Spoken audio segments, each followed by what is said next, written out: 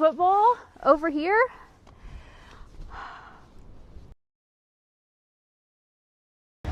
Orange juice. Oh shit. Oh, you're back.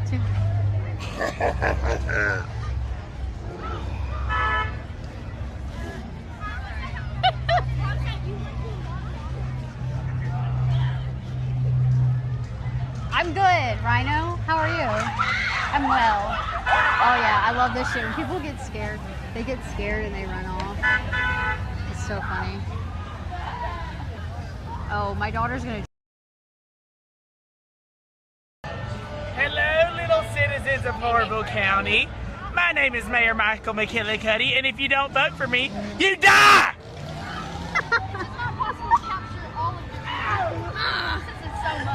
There's too much of it. Yes. Run. Yeah, I'll give her a moment. I'll give her a moment to do a little progress. Oh, he's such a big boy. Good boy. Oh my God, look at that. It's so pretty. It's so cold, but it's so pretty.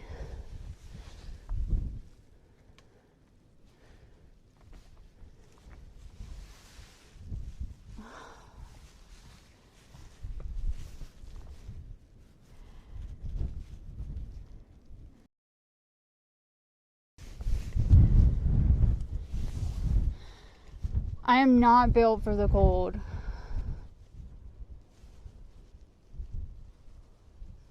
I don't know what the fuck I was thinking.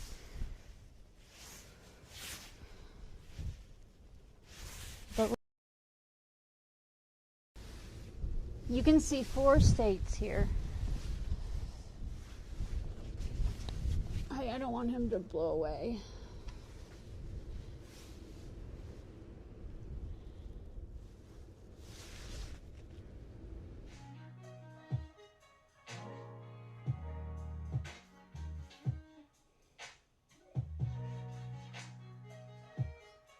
Hi, Twitch.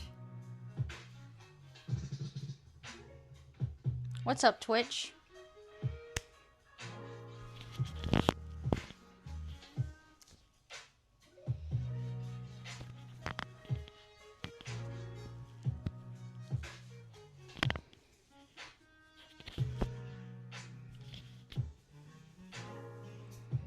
What's going on?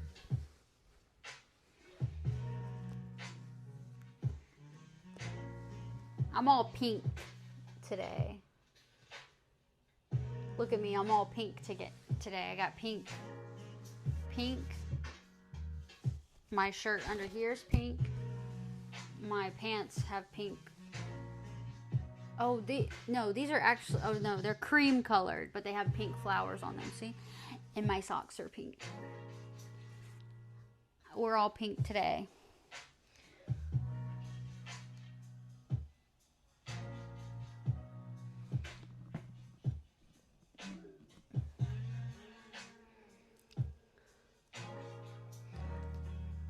Oh, I also got a pink monster. But this is like a different pink. This is like a coral pink, you know, because it's the peach one.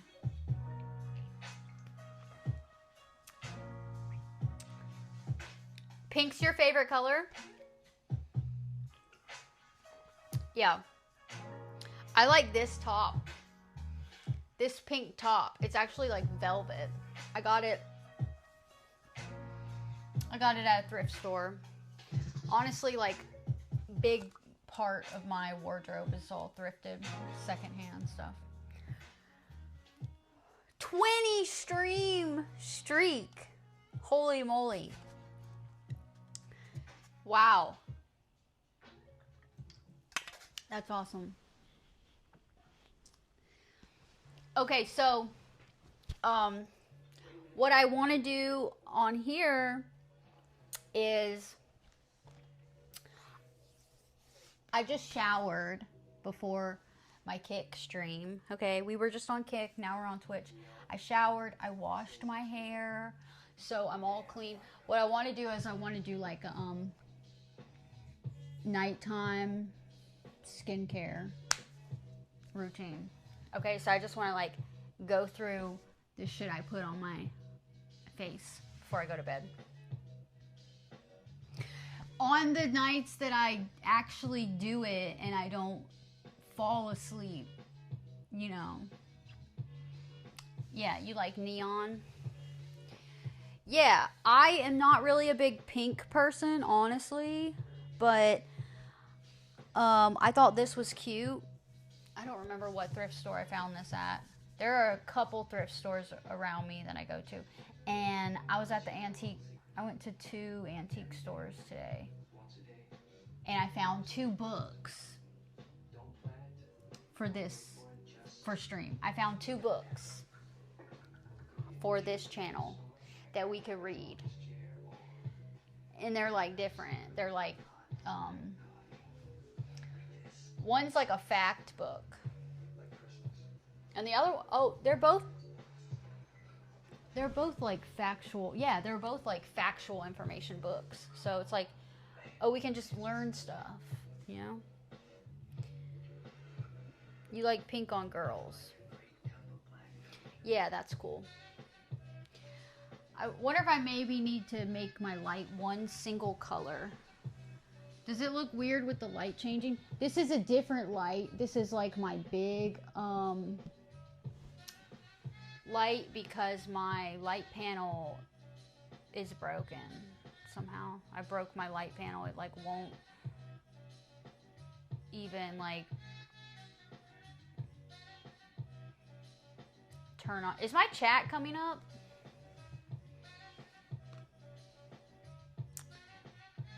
Is my Twitch chat showing up on the screen?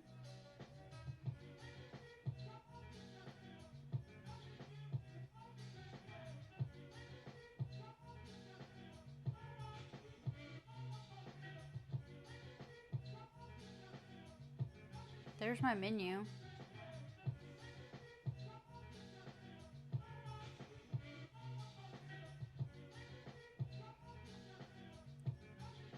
Okay, hold on. What about on this one? Does it show up on this one?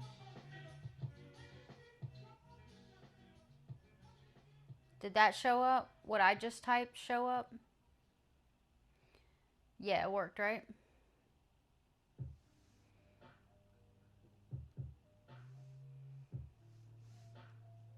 Okay. All right, cool. That's good. Okay, so yeah. Anyways, like I was saying, yeah. Oh, do I need to make it where my light is one color? Is this weird and annoying how it's like changing colors and it looks different? I might need to make it where it's one color. This is the fit. This is the comfy, cozy, cute fit that we got. Crushed velvet, I think is what you call this. Thrift store. Amazon. And Amazon, my mic. DJI. I'm coming through my mic, right? My sound doesn't sound like it's coming through my phone, right? I don't know what was going on earlier on Kick. I had no sound. That was weird. Sounds like I'm coming through my mic, right? Right. ASMR. ASMR vibes. Cozy vibes. Can you hear this? Can you hear this? Cozy. You can hear me whisper.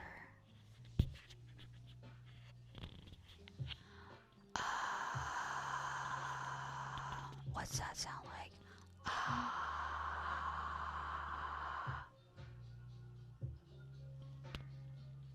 You can hear this.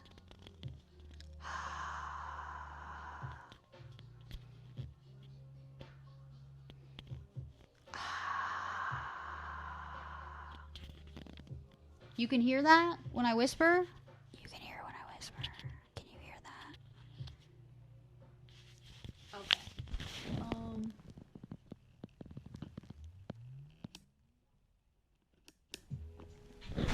All right, how's that? Is that better? Do I sound better, or is that too loud? Let me know. Guys, listen. Guys, listen. Listen.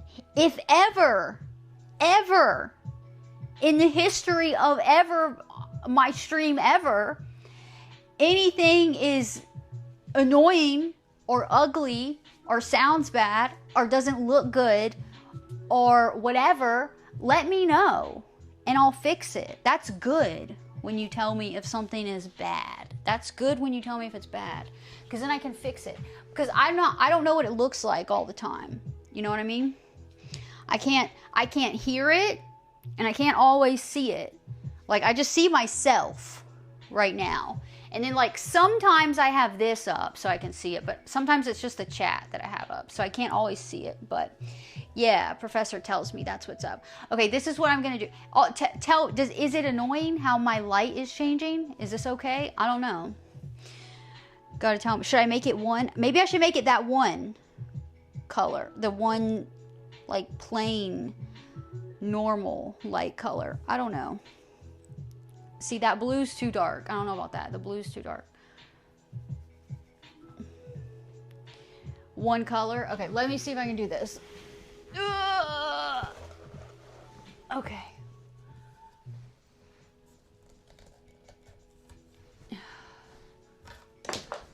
Okay, I got this. This is the light.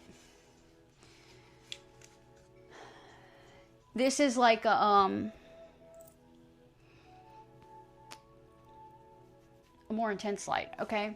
But I always forget how to do the settings. So let me see.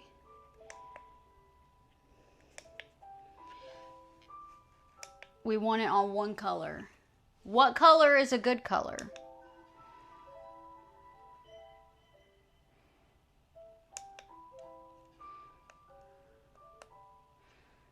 Solid color.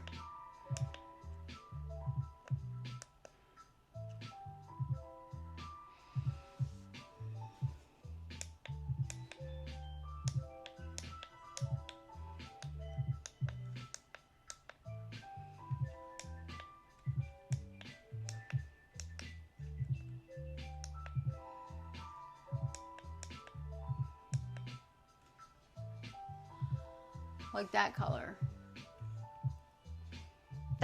That's just one color. Yeah, like that, right? That would be good. That's how it needs to be, right? I think this is good.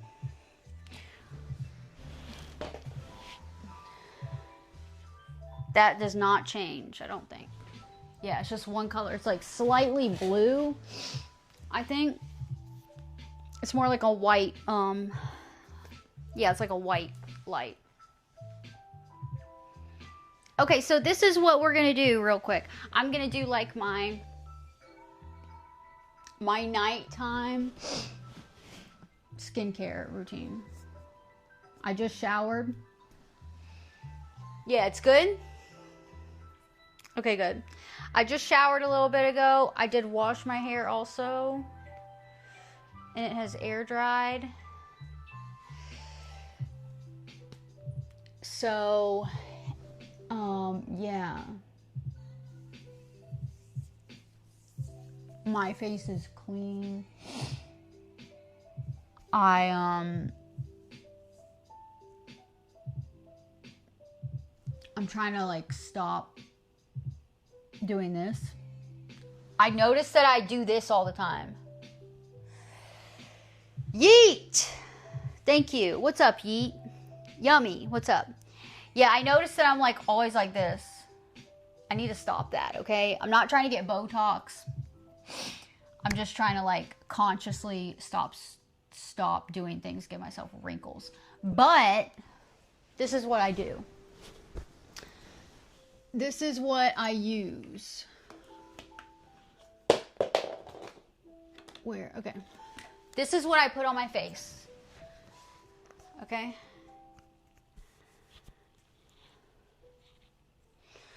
This is tretinoin. This is a retin A, which is really good for anti-aging and wrinkles. And also, since I started using this like a year ago, okay, I squint all the time, but I mean like I squint all the time, and I need to stop doing it all the time because I don't want all these wrinkles until I'm older, okay? But yeah, this is a retin A. Since I started using this like a year ago, a lot of my freckles have cleared up off of my face, which like I don't dislike my freckles, but they are skin damage. You know what I mean? Sun damage. Yeah. Yeah, for the top layer. Yeah, so what I do,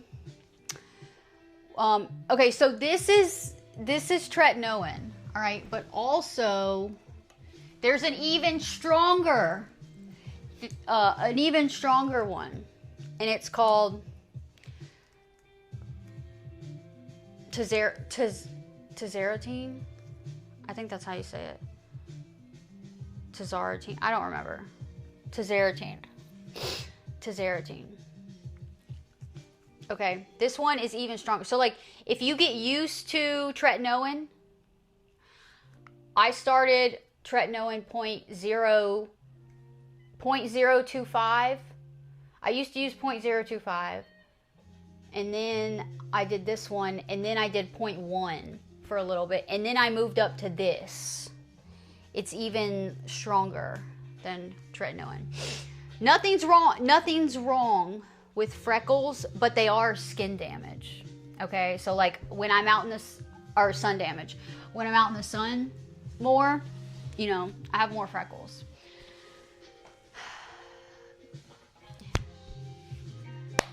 You came out of your mom. Oh, you've had freckles since you were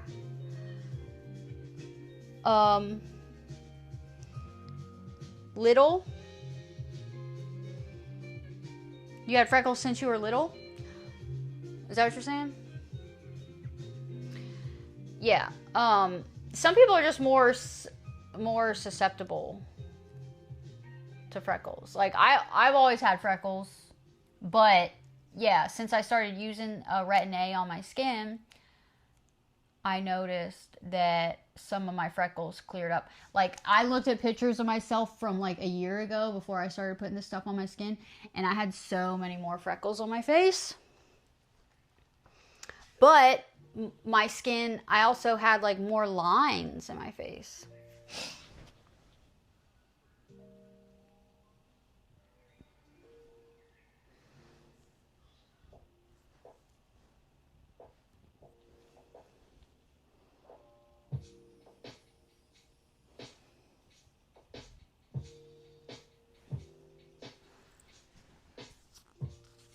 I have a lot on my shoulders. But yeah.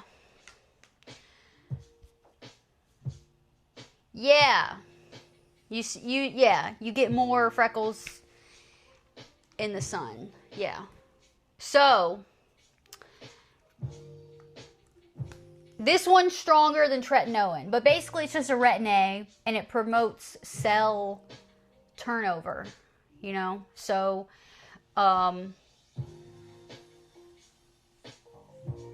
I don't know. It's good for you, I feel like. But what I do is I put like a liquid on my skin before I put the retin A on. And I don't always use the same thing, but this is like one thing I'll put sometimes, is this peptide. This is a brand I like, Good Molecules. They have some good stuff. I only use a few brands of skincare, so there are only a few things I'll use. I'll use like this one, The Ordinary, And,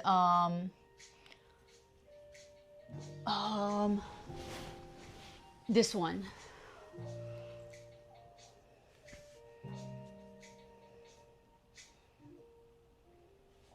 This one, I'm out of it, but they make, it's a snail mucin or whatever it is. It's like a slimy, slippery thing. That thing, if I had that, that's what I would use. I put that on my face, and then I'll put the Retin-A. But because I'm out of it, I'm using this peptide thing. But I like to put this, I like to put just some sort of liquid on my face before I put the Retin-A on. And I feel like it helps it spread more. So I just like put it all over or whatever. And then I put the tretinoin and tazarotene. But I'll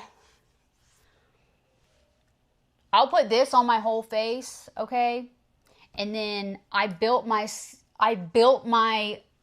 face up to put this on my whole face. But then I stopped using this for a little bit. So now I can't put this on my whole face because it's really strong. When you start using a Retin-A like this, your skin will go through this phase where it's like, they call it purging, and you'll get all like dry and flaky, and you might get like a bunch of acne coming out. But then when that passes, your skin is so nice, and it's like worth it. Some people it lasts like 3 months, but yeah. So what I'm doing now is I'm putting the tretinoin on. So this is what you do when you use tretinoin. You literally use like this much on your whole face, and that's it. Okay?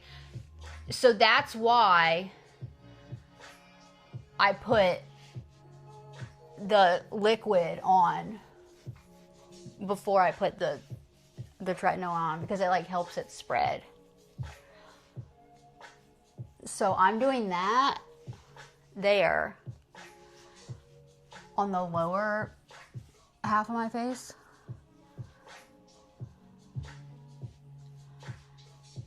And you should really avoid like your nostrils and like around your mouth or whatever at first until you get used to it. But in your eyes.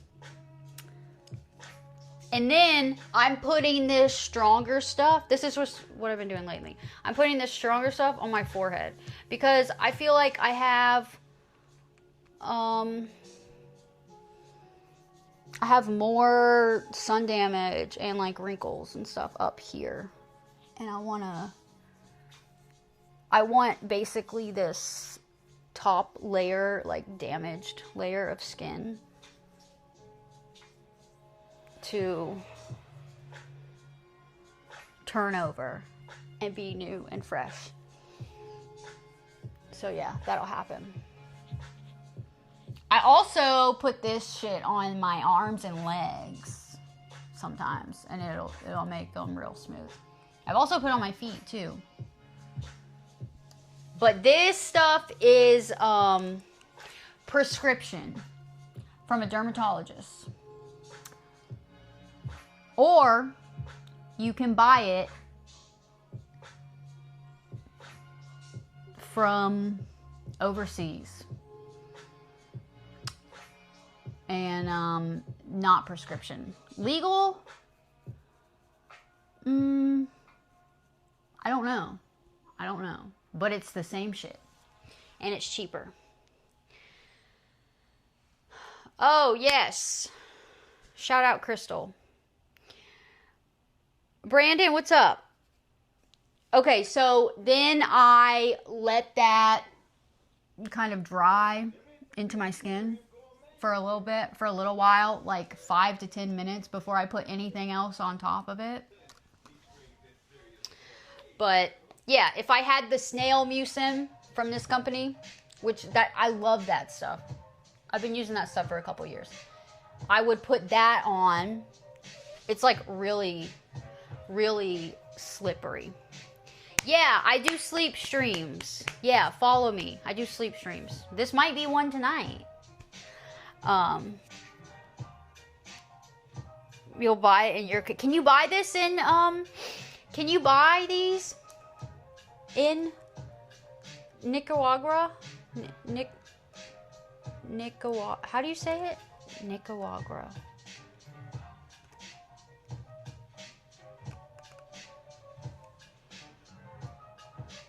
Because you can't just outright buy this stuff here in America. You have to get a prescription. But any dermatologist will prescribe you this stuff if you're like 20 and up, probably. I read a dermatologist or doctor one time say that every person over the age of 30 could benefit from using a Retin-A, okay? And honestly, like, I feel like my skin looks so much better than it did. Not that it looked bad, but I started using this stuff, and a couple months later, it was like, wow, my skin looks way better. It looks really bad for the first few weeks, a month, something like that. Ginger, thank you. Thank you for subscribing. Yay, thank you. W. Appreciate it.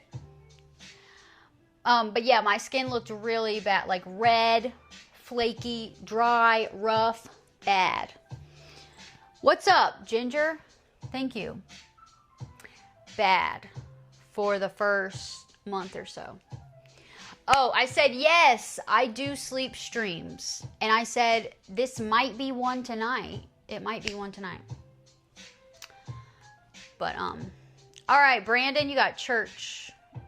What time do you got to get up for church? But yeah, Retin-A. I think this is good. This is good when you turn like 30. Really good thing to do. I don't think I snore. You guys, did I ever snore? Has anyone heard me snore? I don't think I do. 8 a.m., that's not bad. No comment. Okay, maybe I do snore. He just said no comment, which means I guess he did hear me snore before. Really? Okay, so then after I put a Retin-A on, then I will go in with, I'll just go in with a lotion. Okay, so I did this first, this peptide, and this is a good brand, Good Molecules. So I did that. And this is kind of like the same. This is also a peptide. So either one. Okay, but now after I put the Retin-A on and it's there for like a few minutes, I'm gonna go in with just a moisturizer. And this stuff, I really like this Laneige brand.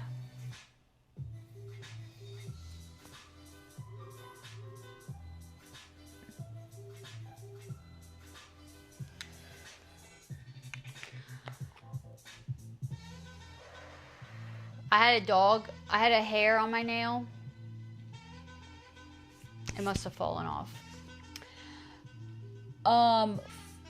For my camera angle is like up. Like it would be up and pointed down.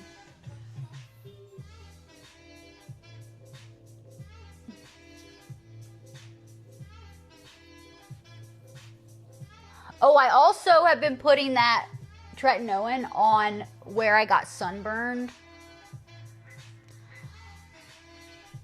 I exfoliated my skin a little too rough in the shower today. So I'm like red there and here, and it kind of burns. I scrubbed a little too hard.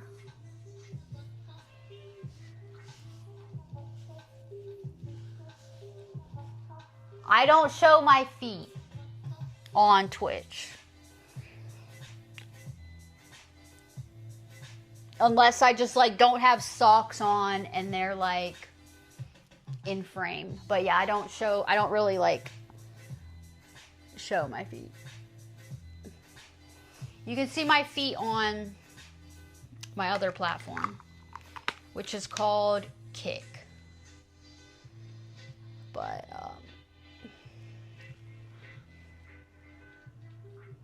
yeah, I really like this moisturizer.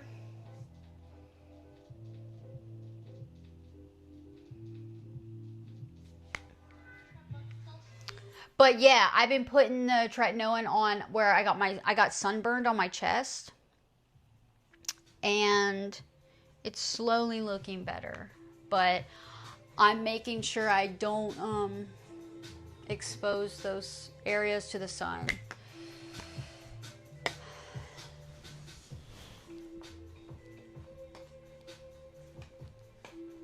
And then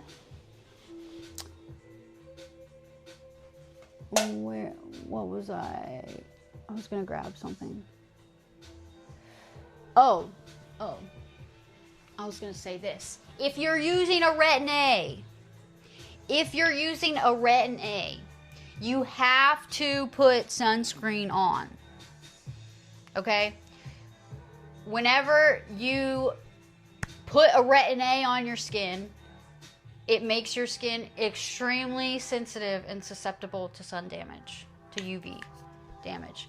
This is like the best I think, in my opinion, this is like one of the best sunscreens you can put on your face. I love this stuff. And I love it because it's tinted. Well, that's just one reason I love it. It's tinted, so it doesn't leave a white cast, you know? Like mineral sunscreens are the best sunscreens, but they leave a white cast. This one has a tint in it, so it doesn't leave that.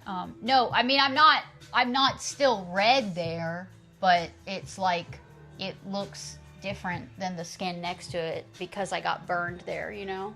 So I'm putting the tretinoin on to like fade it so it looks even, you know? So yeah, I love that brand. And in the morning, I put this stuff. This stuff, you can buy this one on Amazon, I think. Volufiline. Volufiline is good for literally filling volume in spaces where you may have like a volume, a loss of, just a loss of, I don't know, like here. I put it under my eyes, and I put it like here, and I put it on my lips in the morning. Not every morning, but yeah. I have read really good things about this stuff, and I've seen some crazy before and after pictures from this stuff. People like, they have like deep lines somewhere, or they've like lost volume under their eyes, and they put this stuff there, and it like builds it up. I don't know the science behind it, but I'm just gonna keep using it because I don't want to look old. I don't want wrinkles. I don't want to lose volume in my face until I'm older, you know. But while I'm still this age, I want to stay looking how I look for as long as I can. You know what I mean? So, yeah. I have a separate You know, I put certain things on my face at night and then I put certain things on my face in the morning, but I do not wear makeup. Okay? I do put, sometimes I put lip liner and a lip gloss on, so I'll like do my lips, but I do not put any foundation or concealer or anything like that on my skin. And I feel like that really contributes to the health of my skin. I feel like my skin texture, you know, and I don't know. I feel like it's just like good. Like my skin is allowed to breathe all the time. What I have on is like maybe a serum, like that stuff, or a lotion, and that's all I ever have on my skin. You know what I mean? A beautiful granny. Thank you. I already have a couple gray hairs. Oh, I wonder if I have this one. Actually, they're not gray. They're not gray, honestly. They are like white. It's crazy. I'm gonna see if I can show you guys. I tried to show them on stream before and I can never find them. You texted me on Discord about what?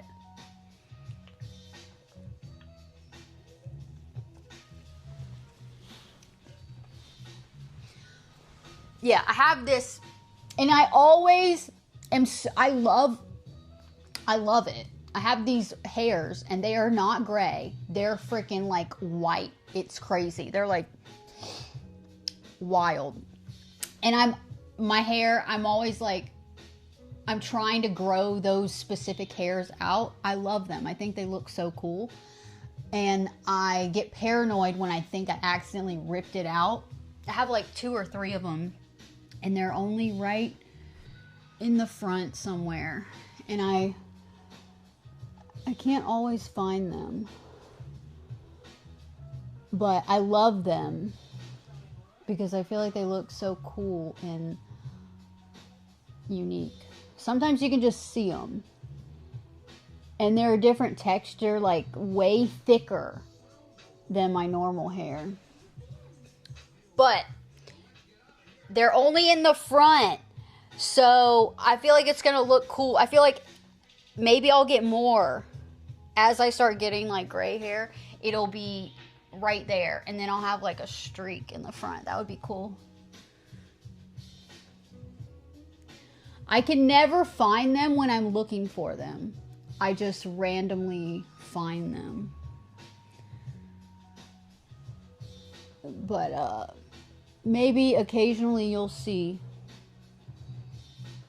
my random couple white. They're like white. They're not gray or silver. They're just like white. It's wild. I like them though. All right, Brandon. Have a good day at church. See you tomorrow. Thank you. Used to have one red hair. Isn't that weird how it happens? Like, and I first noticed these hairs when I was like 20. I was like 27 maybe. But also, I have some hairs that I swear are like clear. Sometimes I'll find a hair and it's like literally clear. I'll like pluck it out and it'll be no pigment at all. It's not even gray, it's not white, it's not silver, it's just clear. It's so weird. But that can be from stress or dietary issues.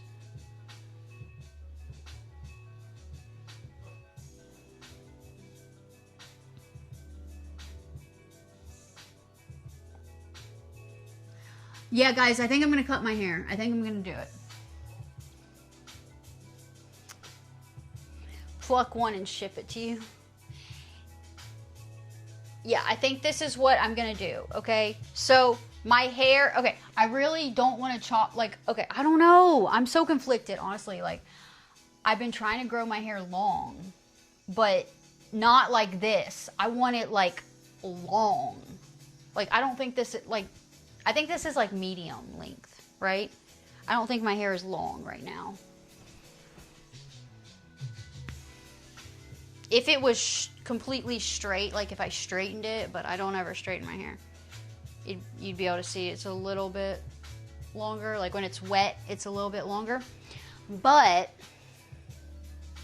I have been trying to grow it to where it's like down to my back, like my lower back. I used to have it that long, and it was very, very, a lot of work, okay? A lot of work. But I don't consider this long. I consider this like medium length.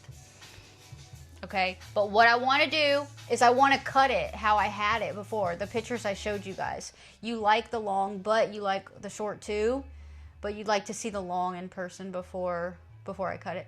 And Professor says after you saw the pictures of me to cut it. Yeah, okay. So yeah, like those pictures, my hair was like, okay, first it was like here. It was like to my chin. Some of those pictures, I think it was, and it was so easy to deal with. It was just like, oh my God. It was so nice to have. Like, if you have ever had long hair, you would know what I mean. It's like so much work. Unless your hair is like pinned straight. My hair, when I was a kid, it used to be super straight. And as I got older, I started getting like this texture to it. If I actually did my hair like curly routine, you'd see I have, actually, let me see. I have some pictures on here of my hair when I actually do like my curly hair routine. When I like put product in it and it like brings my curls out. Or waves. My hair's not curly, like I have a few curls in it, but it's more like wavy.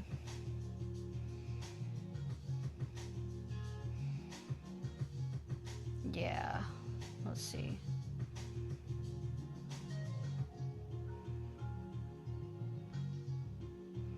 Let me find a good picture.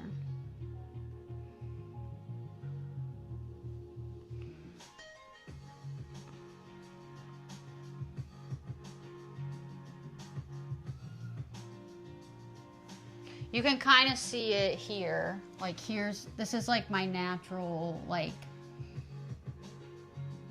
hair, like I don't know. With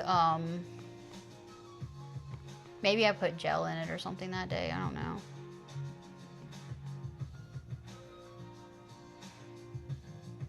Or here, this one too. It's like wavy,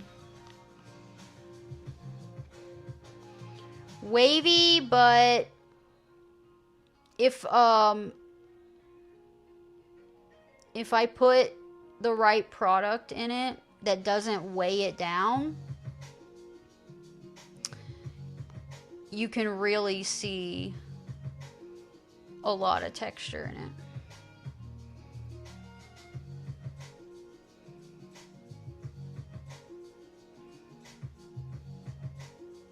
But yeah, I don't know. And I feel like I need, like, I have a lot of damage right now, I feel like. So I need to chop it off. Or at least, my issue is that I haven't been trimming it enough lately. Yeah, my hair looked so, oh my God. Yeah, I need to trim it. Because looking at these pictures, yeah, looking at these pictures is like, this is maybe a year ago, like just air dry, and you can really see a lot of my texture better. And it was shorter. The shorter it is, the less weighed down it is, you know, so it's like able to hold its pattern better. But,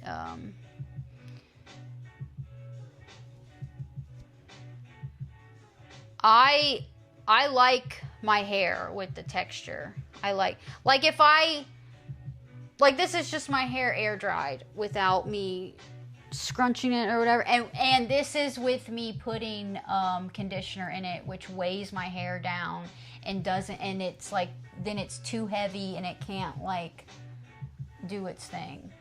But if I put the right stuff in it and I do that, it dries like with its pattern, and I like that. I like when it does that, but I think a lot of it is damaged, and I do need to trim it off. And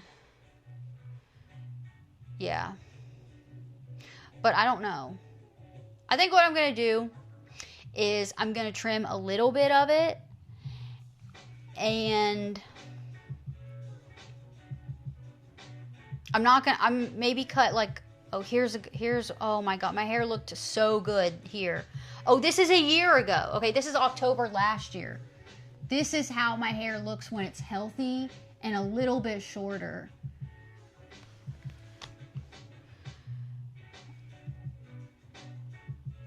Yeah, like, see? You can see the pattern of, you can see how, like, it looks so much better. It's a little bit shorter than it is now. But, like, when it's shorter, it's not so heavy and, like, weighed down. And it's able to, like, do this. It's able to, like, do its thing, you know? It looks so, that's how I like it to look. See? You can see I have a little bit of curl in there. And that's just like my air dried hair.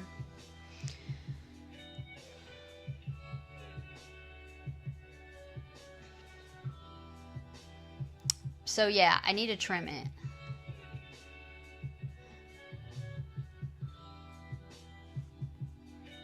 A lot of it is just that it's damaged, but the chin is too short though.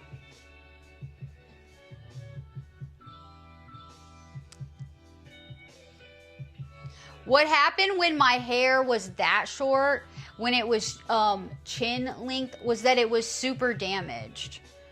And that's why I cut it that short, okay? And yeah. Yeah, y'all saw how good my hair looked. That was a year ago. My hair was a little bit shorter. Yeah, it was a little bit shorter than it is now. And I was trimming, I was trimming it a little more regularly. And now it's just like damaged and weighed down. Yeah, so I think I need to do it. And it was like fuller and had more, let me see if I have a picture where you can actually see how short it was.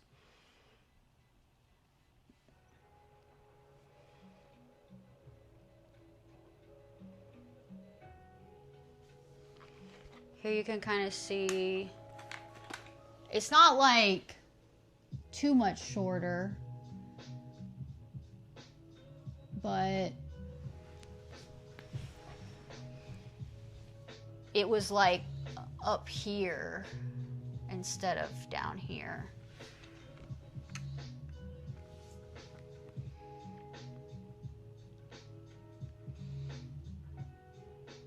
Yeah, so I need to trim it. I need to at least trim a little bit of it off.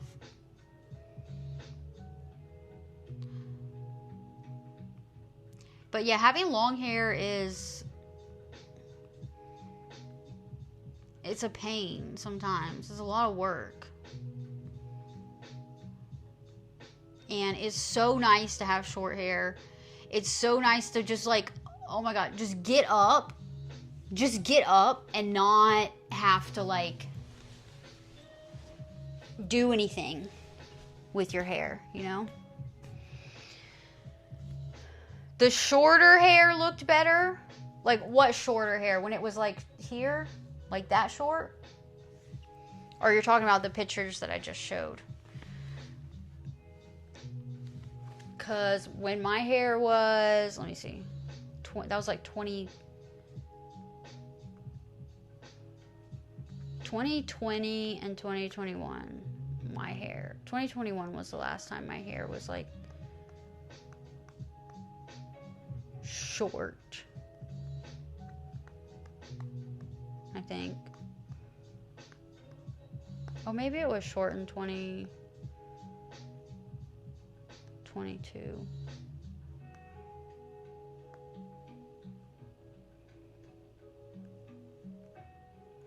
Oh, here's a really old picture of me, guys. Look at this really old picture of me when I had bangs.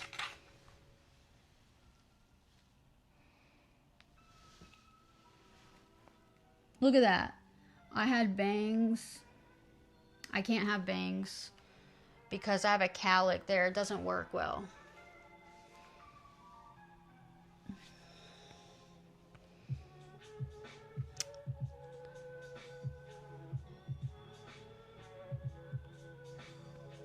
Oh, here's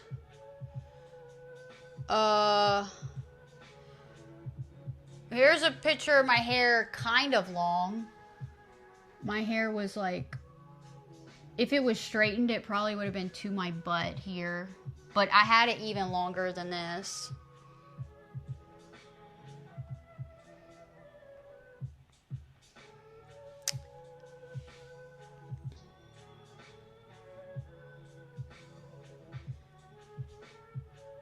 Here, oh, look at this picture. My hair was like red. Like red here. This is such an old picture. Oh my god.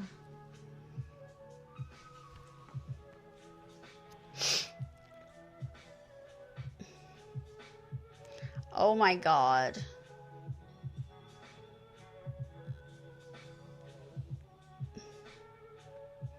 Oh my god, look at this one.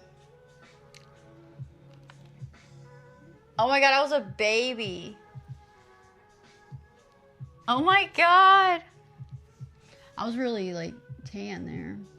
My hair was like eggplant kind of dyed.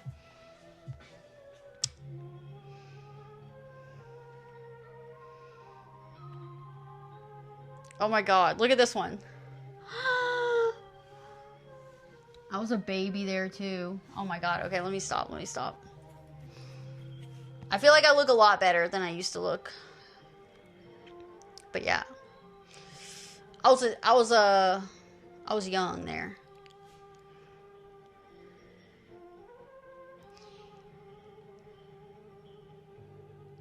Wait, the last picture when my hair, you said the last picture 9.5 out of 10 was when, like, you're talking about the one where my hair was still long, but it was like more curlier. Yeah. I was like 20. Let's see. This picture, shit. I was like 22. Probably. 22. Something like that. That was like 20. I don't know. Yeah, 22.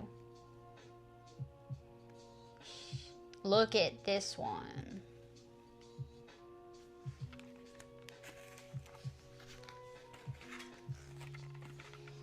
My hair was like this red. I like that color. And it was like, it would really like stand out in the sunlight. Yeah. Good times. But anyways, I was looking for pictures where I had short hair.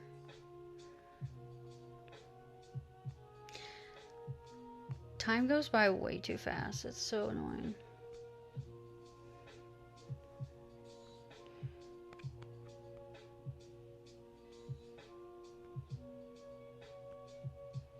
That one is like, okay, hold on. No, not that one. I need to make an album. It's like my hair, all my different hair.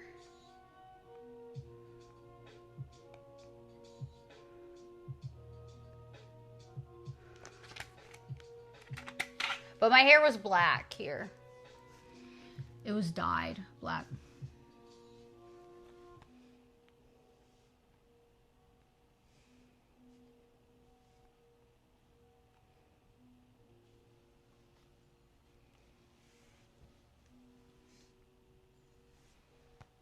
It's so easy. Oh my god. I want I want to do it so bad.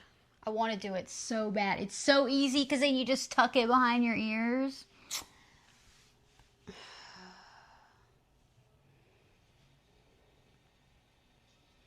I want to do it, but I don't. I don't know. I'm so conflicted. I'm so conflicted. I don't know.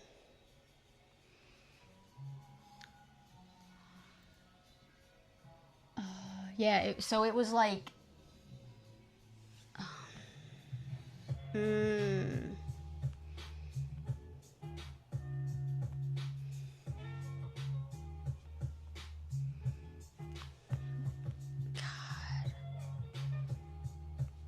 I want to chop it off so bad.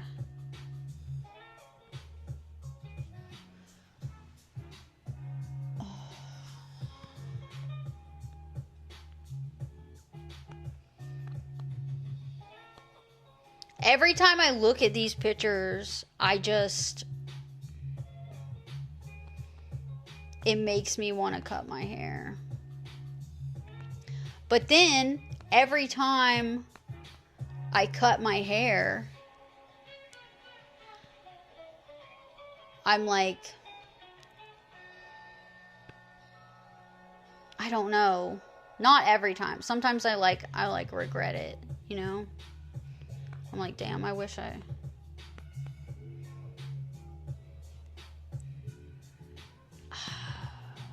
wish I would have just let it keep growing. But I don't know.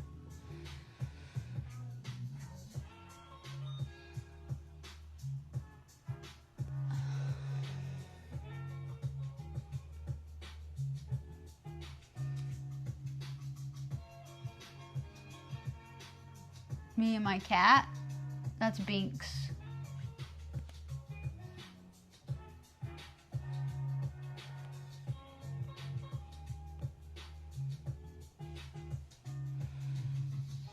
See Binks down there?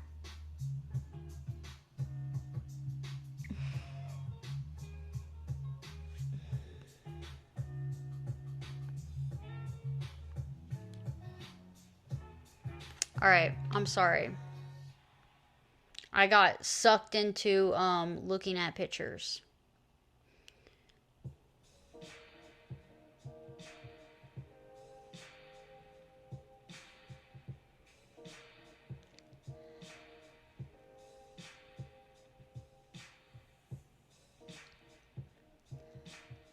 What channel, Wabbit? On pools? What are you talking about?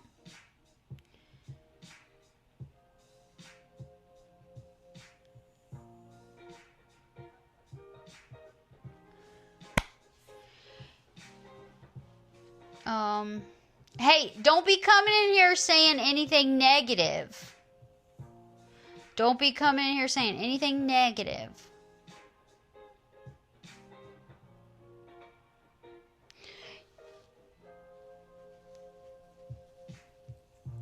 Oh, it plays music? I watched on here. Oh, we're at 666 followers. Guys, it's my let me just end stream now while we're at 666. It's my lucky number. I'm just kidding.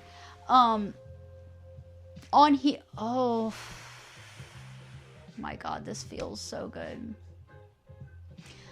I always make the mistake of laying down.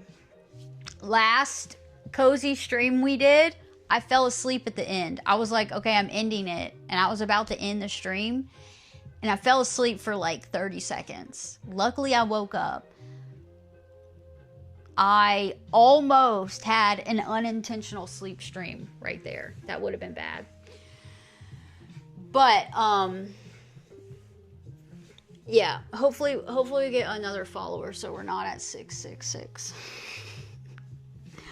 But yeah, it always feels so good when I lay down and I'm like, oh my gosh, I don't care about anything else in the world right now. I just want to lay here and fall asleep in my potato bed. This is a potato bed. What I have here. you may think it looks like a gorilla nest or a bird's nest. It's a potato bed. And it's comfy. It's so comfy. I'm actually laying on top of my blanket. I would get under this blanket. But yeah, underneath it, it's all, comforter, pillow. It's lovely. It's comfortable. Yeah, so I'm trying to decide what to do about the hair. I think what I'm going to do, okay, so this is my thing. I don't want to do a huge chop. I mean, look, it looks pretty good now, though. I don't know. I don't want to just go from this to this. Okay, unless it's long enough for me to donate. But if I go from here to like here, that's not long enough to donate. So I gotta let it grow. I think what I'm gonna do is trim it a little bit. Yeah, I want to do the bob cut. Did you see my pictures, Yeet? Did you see the pictures I just showed of when I had short hair? I think I'm gonna trim it a little bit, just to get it like healthy, and let it grow a little bit more until it's like 12 inches of hair to cut off. When it hits 12 inches, actually there's another place you can donate. It only has to be 8 inches. But I think 8 inches, I don't think that's 8 inches. Maybe it is. I don't know. Yeah, okay. Maybe tomorrow. Maybe I'll do that tomorrow. I'll trim my hair on stream. Let's do that. I just need to trim it. And, Yeet! Thank you, Yeet! Thank you for subscribing! W Yeet! Thank you.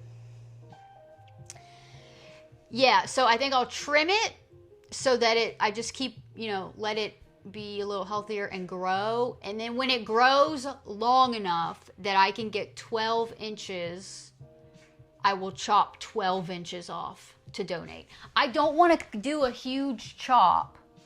I don't want to cut like this much off. I can't donate that, but that would be a good length. If I'm going to chop a bunch of it off, it has to be enough for me to donate. And my hair, this is virgin hair. I have never, this hair has never been dyed. Anything that was ever dyed has been cut off. I do not straighten my hair. I do not curl. I do not put any heat on my hair at all, other than hot water in the shower. But this is like all, completely virgin hair. All of it is, totally natural. So I hate to cut hair off. I've donated my hair before. When my hair was that long, as it was like down here in that picture, I grew it a little bit longer, like to my butt, like mid butt, and then I chopped it off and donated it. And then after that, I've always had like shorter hair, and I would like grow it a little bit and then cut it. But then I was like, I want to have long hair again, but healthy long hair, not dyed, not straightened. I used to straighten my hair a lot, so I kind of want to accomplish that, where I have long, healthy hair. But I am really, really, really tempted to cut it right here. It would be like right under my chin, like right under my ears, or somewhere between here.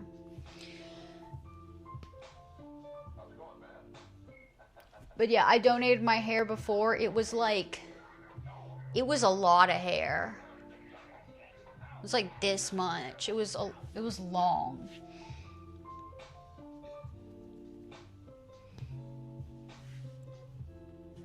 I don't know. And before I go to bed, I can't go to bed with my hair just like this. I have to braid my hair at night. Or at the very least, I have to like pull it back into some sort of loose bun or something when I sleep. I have to sleep on silk pillowcases or my hair breaks off because my hair is so fragile. But all of that stuff is so much easier when you have short hair. You don't have to do all that. I don't have to braid, you know. Does it get curly? Wait, did you see my pictures, Yeet? Look. You must have missed my pictures. Look, I'll show you. This is my hair short but straightened, okay? This is my hair short but straightened. If it wasn't straightened, it's wavy. So that's my hair. That's how I want it, probably. And so, let me see. And also it was dyed black here. That was such a good length, a good easy length. It's straightened here.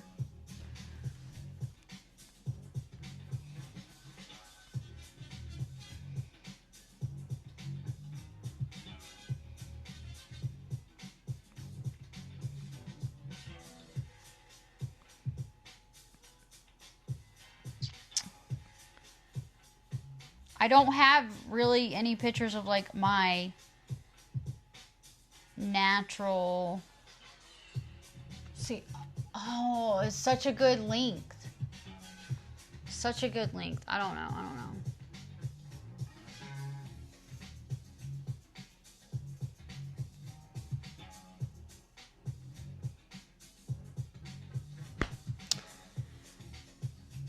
Oh, when you braid it. Oh yeah, my hair is like naturally really wavy. But yeah, when I braid it, I have to braid it at night. So yeah, when I take it out of the braids, here, let me show you what it looks like. Naturally. Where was that?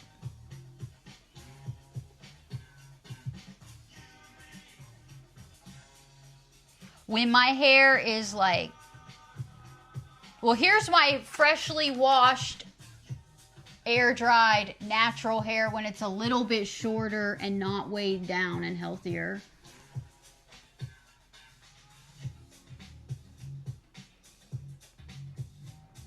Yeah, I have to at least trim it. I do, because that just shows me how damaged my hair is. Because it's not able, it's like, it's so like dry and damaged towards the ends. It's not able to do its thing.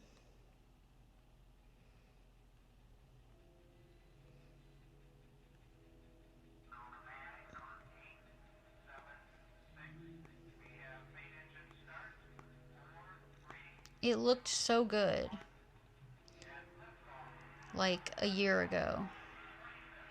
And then I stopped trimming it. I stopped getting it trimmed regularly. Because I had bad experiences with hair. But see, here's my hair. That's what it does when it's a little bit shorter and healthier. That's how it looks.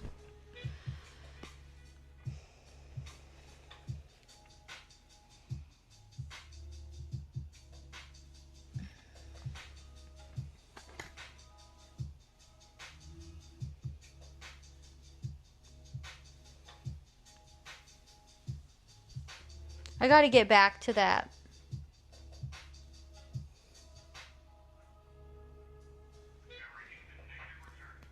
Okay, we are not at 666 anymore, so that's good. I don't even know. Oh, I want to show you guys what. So I went to 2 antique stores today. Okay, and I got 2 books. You think I should do the short hair?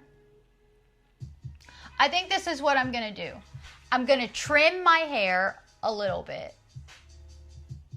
A little bit at a time. Trim it a little bit at a time. And let it grow a little bit more. Keep trimming it so it stays healthy and doesn't break off. And allow it to grow out until I can hit 8 inches of donatable hair. There's one wigs, not wigs for kids. Wigs for kids is where I donated before. But there's another one for child wigs that will take your hair if it's 8 inches. So as long as I have 8 inches of donatable length, I think that's what I'll do. I'm gonna get it. I'm gonna trim it. Let's trim it tomorrow. Every 4 weeks probably. Trim it and let it grow until I can chop off a good, healthy, not split end damage 8 inches of donatable hair. Donate it, and then I'll have a short bob. I think that sounds like a good plan, because then that'll allow me to do my thing where I grow my hair long and healthy, and I experience a long, healthy version of my hair. But it'll be annoying because long hair is annoying. And then I can donate it. So do a good thing there. And help some kids there. And then chop it off. Okay, so look what I got. I got 2 books today from an antique store. These looked interesting. Good idea, and won't regret it. Yeah, exactly. Because I'll get the long hair, I'll donate, and then I'll get the short hair. Yeah, I think that sounds good. Okay, look at these books that I got at this antique mall. And I had to I could have spent too much money in there. There were a bunch of cool books, okay? But I saw these, okay? $2, $4. True facts that sound like bullshit. And I was like, okay, that's interesting. I didn't even read any of them in here, okay? Superstitious, here's why. And this one, like, explains different superstitions. I think that's what it is. And I was like, oh, okay. That's cool. Does anybody have any superstitions? Anybody superstitious? My mom is very superstitious. Okay? Like, she's from Louisiana, and they have all these superstitions, you know?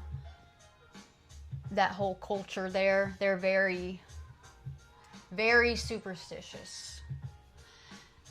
And I'm not really superstitious. Oh. Jay, what's up, Jay? Who is who?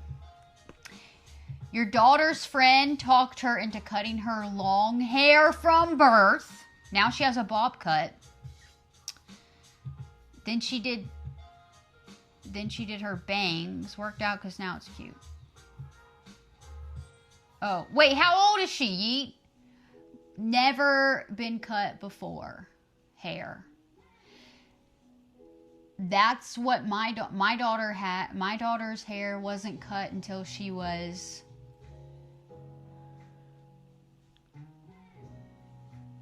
6, maybe. And it was long. Oh, she just turned 8. Yeah. Oh, I'm sure it was really long. Whoa. Yeah.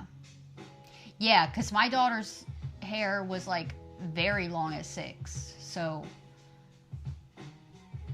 Yeah. Dang.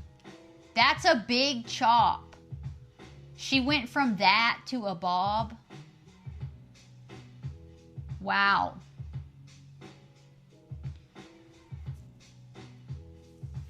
That's crazy.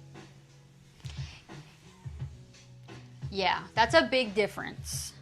That is, I've never gone that drastic. I've never gone from, but that's kind of like what my daughter's hair wasn't to her butt. It was down her back a little bit, and then she wanted a like chin bob, and it was super cute.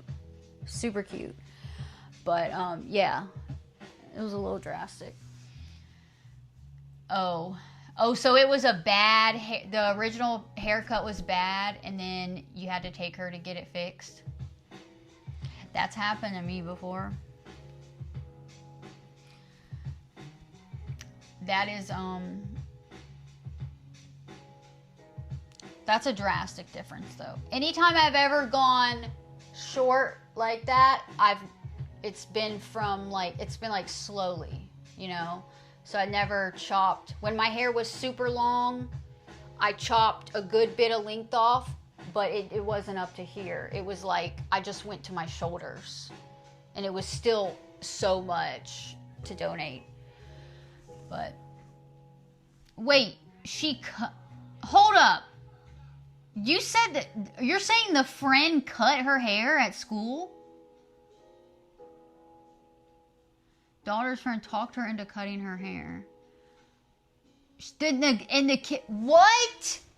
They did this at school? Where were the teachers? What? My light died again. Hold on. Oh my God. I thought you were saying that her friend just like convinced her to cut it. So she wanted her hair cut. So, you know, you take her to get it cut. And then it's not good, so you have to go somewhere else to get it fixed. But the girl cut it? Or your daughter cut it? Yeah. You have to cut your hair with hair shears. You know? Scissors. Shears that are meant for, Oh, it was after school. Okay. All right. Well, that makes a little more sense, but that sucks. But what, did she like it though? Did she think it looked good? My daughter had a friend who, she got something, this was not that long ago. They were probably like 10 when this happened. She got something stuck in her hair. My daughter's friend, she got something stuck in her hair, and so she decided to just cut it out herself instead of like, listen, anything you get stuck in your hair, it can be worked out with mayonnaise or peanut butter, something, oil, something. Okay, but this little girl, it was stuck in her hair, it was right here, and she cut it to the scalp, and so she had this big patch of bald right here, and then it started growing out, okay? And then so her hair's long, and she has this patch of bald, and then it starts growing out, and so it's like all this little patch of hair sticking straight up right here, and everything else is long, and this little patch is just growing. It looks so funny. Oh, wolf cut. Yeah. Wolf cut. That's a good haircut. Yeah. Well, that's good. That's awesome that she loves it and she's happy with it. I feel like that's a common thing for little girls. Like I had long hair as a little girl, and then I wanted it short, and I loved it short. It's so much easier, especially when you're a little kid and you're running around and you're rolling around on the ground and getting dirty and stuff. At least I was. It's so much nicer to not have to worry about long hair, you know? And brush your hair. Oh my God, I used to hate brushing my hair as a kid. Hated it. So, shorter hair is just so much easier. Someone unfollowed me. Now we're back to 666. So, let's look at these superstitions. Is anybody superstitious? Does anybody have any superstitions? My mom is, okay, so my mom is from like Geechee, Louisiana, okay? Like, all, like very superstition, New Orleans, that kind of culture. And she has all these crazy superstitions. And like the thing I was talking about where I used to get sleep paralysis and I used to wake up and not be able to move, which is, there's a science behind it, you know, like your body is still paralyzed in sleep. Does anybody get this? Your body's still paralyzed in sleep, but your brain's awake, so you cannot move. All you can do is open your eyes. You can't move. You can't scream. All you can do is open your eyes. My mom used to say that was getting ridden by the hag. And the way to get rid of the hag is you put a broom upside down by your window or something like that. Obviously don't work. So that's just an example of one of her superstitions. You cut yourself out of Christmas sweatpants because you didn't want to take your shoes off. But you had to take your shoes off to put... Oh my God. That's wild. I love that. I love that. That's pretty epic. You cut head. Yeah, love that. Dully. What's up, Dully? Yeah. Dully, do you have any superstitions?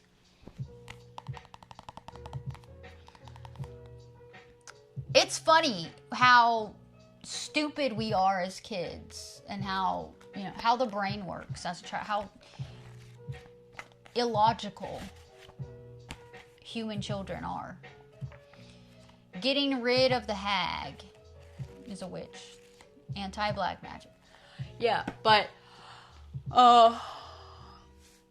obviously that doesn't work, and sleep paralysis is just sleep paralysis. My sleep paralysis was always really bad because I would see things, okay? And still, when I'm super tired, like if I'm out in the world and I'm like deliriously tired, I will see things. I hallucinate. So if I'm like, I've had times where I worked like super late and I'm driving home and like if I'm super, like I'll pull over and stop and take a nap or something. But I've had times where I literally see like a fucking bear cross the street in front of my car. And it's like, obviously there's not a bear crossing the road. So like, I know it's not real and I just have to keep driving. And I'm like, but if I'm like falling asleep, I pull over and I'll like take a nap. I had to do that what was that, 2 weeks ago when I was driving home? Yeah, but sometimes I'm like I'm not even that tired and I'll see things.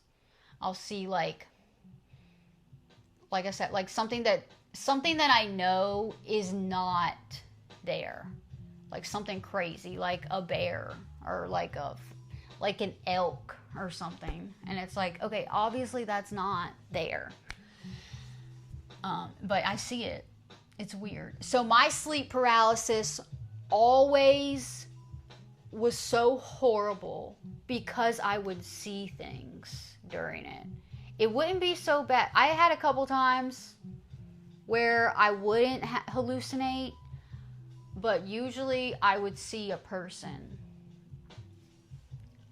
like in my doorway, if my bed was facing my doorway, or like right at me, and it's always like a black figure, and it's so scary. And sometimes I see it come at me, and that's really creepy, but I know it's not real. But in that moment, it doesn't help to tell yourself this is not real, because it's just like so scary and it seems real. Maybe it is real. I don't know. Maybe, I don't know. It might be real. You had a sleep paralysis demon, Dully? That shit is scary as hell. Okay? So, I'm not really superstitious though. But I do maybe think some weird things may be true. Like, I sometimes think about maybe when we dream, we are going to an alternate reality, an alternate plane or something like that. That might be possible. I don't know. Who am I to say that's not possible? When I dream and I see this person in my dream, what if they're dreaming and they're seeing me too? But we don't ever tell each other that we dreamed of each other. So, what's happening is we are both entering this alternate reality, and we're there at the same time. That's why we're dreaming of. I don't know. That could be true. I don't know. Aliens. Yeah. See, that's probably a hallucination. Sleep paralysis is where we get incubus and succubus from. Wait, what do you mean? I don't know, like, I don't really know all the science behind it, but I know when you have sleep paralysis, your mind is awake, but your body is still in the sleep state. So when you're sleeping, your mind and body are both in this like paralyzed sleep state. But when you get this screwed up paralysis thing happen, you wake up, but your body's not yet awake, like your mind. And yeah, you like literally, you can't even say anything. It's so weird. You can open your eyes and look around, but you can't move anything. And you can't speak. You can't open your mouth. You can open your eyes. That's weird, right? Okay, so I'm not superstitious, but this is a book about different superstitions, and I think it explains them. Oh, here's one my mom had. Salt. Anybody ever heard this? If you spill salt, you have to pick it up and throw it over your shoulder. You have to pick up some of the spilled salt and throw it over your shoulder. My mom would always make me do that. She would always say you have to do that. Here's this. When you spill salt, do you quickly throw a pinch of it over your left shoulder? Yeah, it has to be your left one. Have you tried to catch a bird by shaking salt on its tail? Do you take a box of salt as a present to a friend in his new home? Of all subjects that superstitions have been built around, the most outstanding is salt. Its unusual properties have puzzled and fascinated people in every part of the world. Today, we understand the chemical reactions which enable salt to thaw snow, but help to freeze ice cream. That is weird how it does that. The ancients, however, were positive salt was magic and had a dual nature to do good or evil. Man probably first noticed salt when he saw animals near a salt lick. When he tried some, it tasted good. Then, as he came to realize that salt could preserve food, he began to imagine that it also had the power to protect him. When he spilled salt, he was sure that his guardian spirit had caused the accident to warn him of evil nearby. The general belief was that good spirits lived on the right side of the body and bad spirits on the left. So early man quickly threw a pinch of salt over his left shoulder to bribe those spirits who were planning to harm him. Also, in those early days, salt was a precious and scarce item in some regions. So the taboo against spilling salt was one of economy as well. Okay, that makes sense. Since tears are salty, spilling salt meant sadness to many people. You still hear the old saying, help me to salt, help me to sorrow. A popular Norwegian belief is that many tears will be shed as are needed to dissolve the salt spilled. In New England, spilled salt is thrown on the stove so as to dry up any tears quickly. Faith in the magic of salt made people believe it was easy to catch a bird if its tail feathers were salted.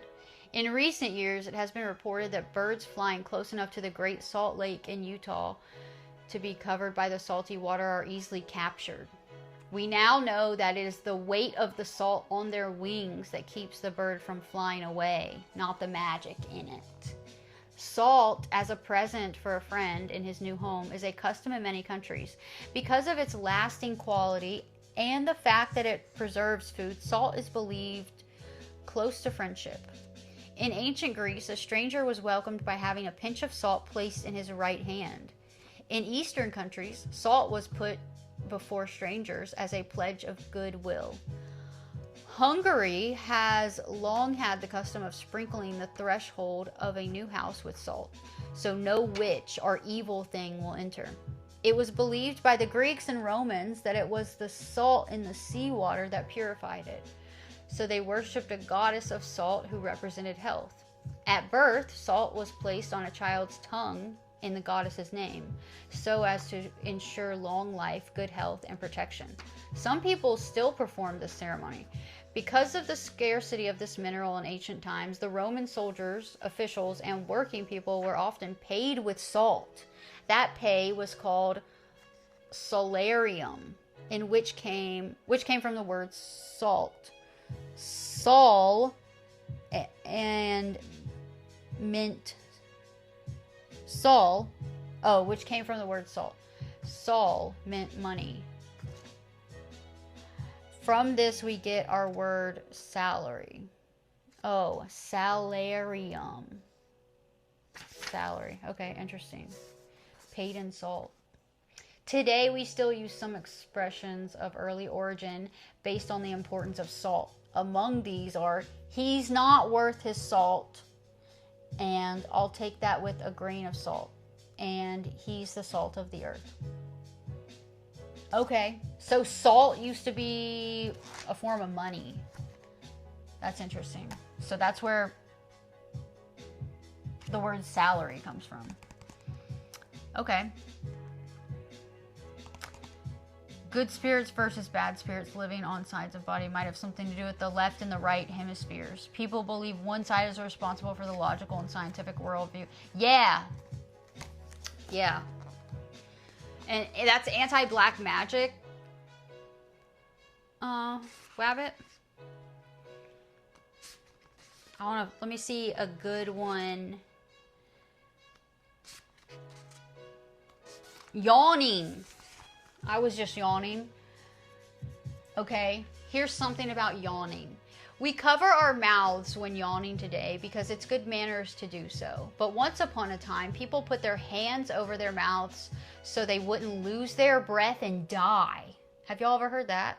They'd observed that one of the first things a newborn baby does is to yawn. So they knew this had something to do with breath and concluded it had to do with life itself.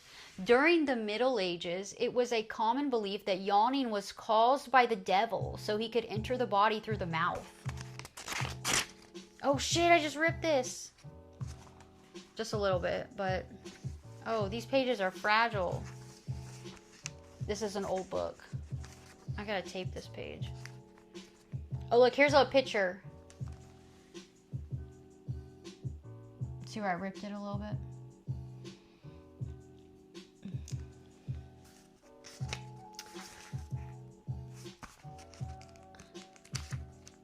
Okay, the counter charm was to make the sign of the cross over the mouth. What? Many still do this, unaware of the reason the gesture is made. Most Hindus think a yawn foretells danger, so they snap their fingers 3 times and call aloud on a divinity to protect them. Snapping the fingers 3 times is supposed to triple the chances of the divinity helping them. Now we know that yawning may come from many causes. You often yawn if you are sleepy, bored, uninterested, not breathing deeply enough, or if you see someone else yawn. It's the custom today to apologize after yawning. This came from the ancients, but they did so because they felt a yawn meant danger, and then if anyone who caught it they would be in danger too. It's true that a yawn is catching, but only because of some unconscious signals that seems to go from the sight center of the brain to the yawn center, which promptly responds. That is weird how yawning is like contagious. But I like to watch like a explanation video on the science behind that. Salt around your house. Yeah, I've heard about that. It's magic to protect, magic or sacrifice to please the evil spirits. Okay, I see. Salt also used to cure and preserve food. If you didn't have salt, yeah, food went bad and you got sick.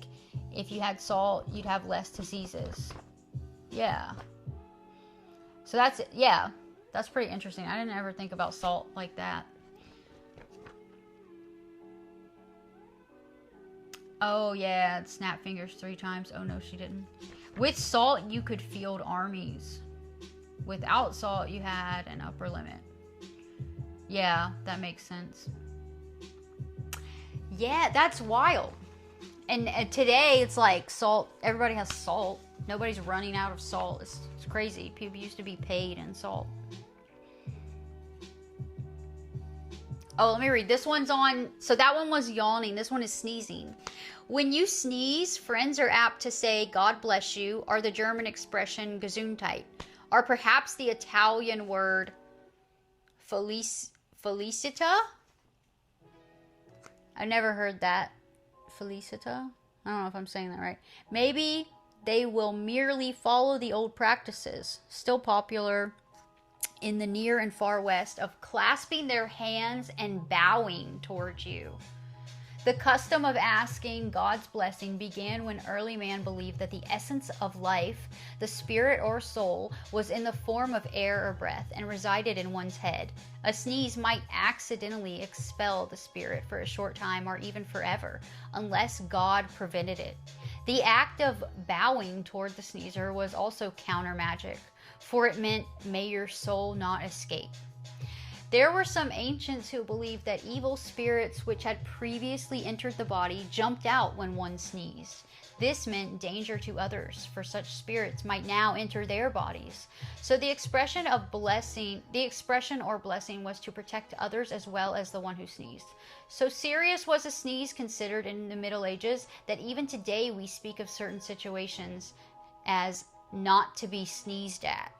Many superstitious people quote these lines: sneeze on Monday, sneeze for danger. Sneeze on Tuesday, kiss a stranger. Sneeze on Wednesday, receive a letter. Sneeze on Thursday, something better. Sneeze on Friday, sneeze for sorrow. Sneeze on Saturday, see your lover tomorrow. Sneeze on Sunday, your safety seek, or the devil will have you for the rest of the week. Interesting. Today we know that a sneeze is one of our unconscious reflexes. However, medical men consider it almost as harmful to others as some of the primitive people did. For instead of evil spirits, sneezing expels harmful bacteria and is one of the most effective ways of spreading disease. So your best counter charm, say the doctors, is to cover a sneeze with a handkerchief so your germs won't jump down someone else's throat. The new Labubu toy. Oh yeah, I saw that. You're doing a Twitch survey on teeth. How often do your teeth get cleaned by a dentist? Your teeth should be cleaned by a dentist every 6 months or something like that, but I don't have dental insurance anymore. So the last time I had my teeth cleaned was probably like a year ago. So, and I'll probably go to the dentist soon. So I used to go every 6 months when I had insurance, but I don't have insurance anymore. So now in my life, like once every year to year and a half is probably what I do. What have other people said? How many people actually go every 6 months? That's what they say you should do. But I don't know. I have all the the teeth, like the little scrapey things. And every time I do go to the dentist, I mean, I used to have cavities and stuff as a kid, but every time I go now, I never have a cavity. But I floss, I scrape them off, Do most people say 6 months? Dang.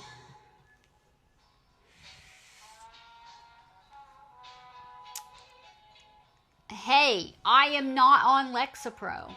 I used to be on Lexapro until like a year and a half ago.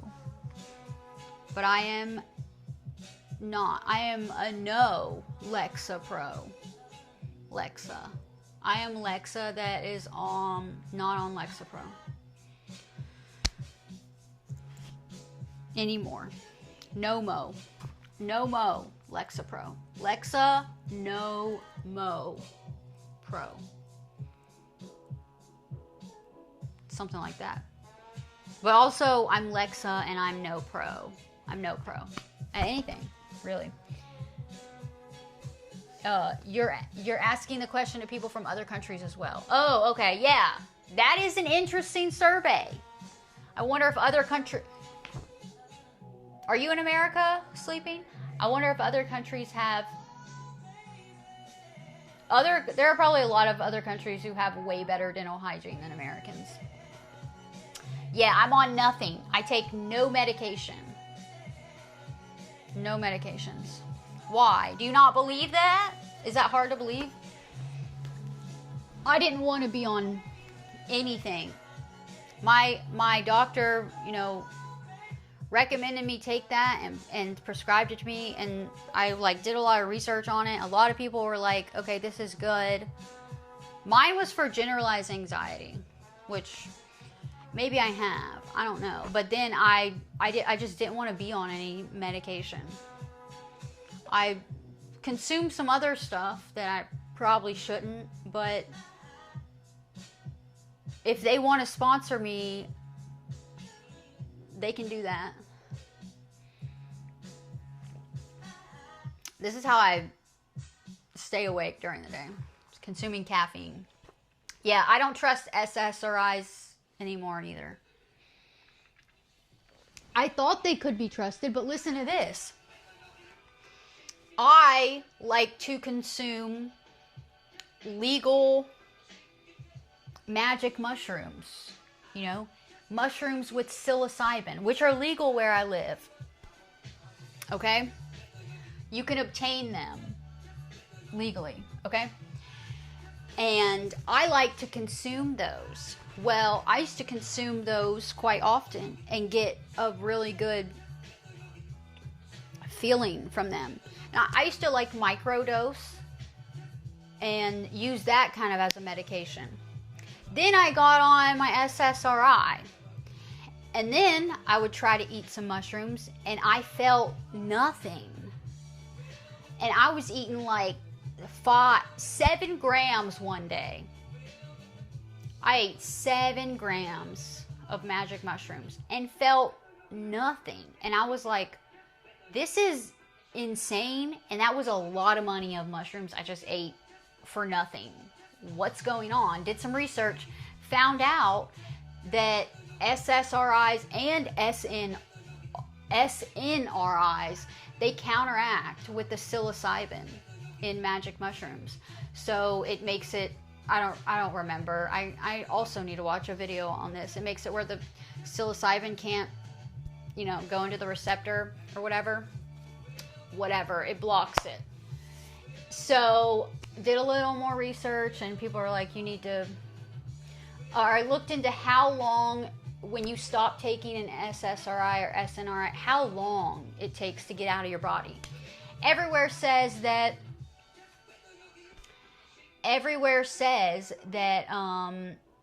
it will get out of your body within a month. Okay, so I stopped taking the SSRI and I told my doctor, I said, I did some research on this and this is counteracting with mushrooms, and I'd much rather be off of this medication and just be able to consume mushrooms when I want to. And my doctor was like, that is honestly probably better for you mushrooms, my doctor was like very supportive of this. He was like, a lot of people eat mushrooms for, you know, as a, you know, for medicinal reasons, and they can be very good for you. You know, they're natural, whatever. So my doctor was like really supportive of this, and he was like, yeah, if you want to get off, you know, I suggest you wean yourself off of it, and then you'll be able to, you know, consume mushrooms and get the effects from the mushrooms again. Well, I didn't wean myself off. I just quit cold turkey. I was like, everything I've quit in life, it's been cold turkey. I quit alcohol cold turkey. I quit everything I've ever quit cold turkey. Well, I quit, and then like a month later, I tried to eat some mushrooms again. Still nothing. Another few weeks would go by, I would try. And it took 3 months of me not consuming Lexapro. When I stopped Lexapro, it took 3 months for me to finally feel the effects from the psilocybin and mushrooms again. It was crazy. So when they say it takes a month for it to get out of your system, no. Crazy. Increased risk of serotonin syndrome. What's serotonin syndrome? What is that, Dully? It's what they use now for veteran. I haven't heard of that. Ibogaine? No. Escitalopram's half-life. I know. That's what you would think. You would think, but then they say it'll be completely out of your system in a month or whatever.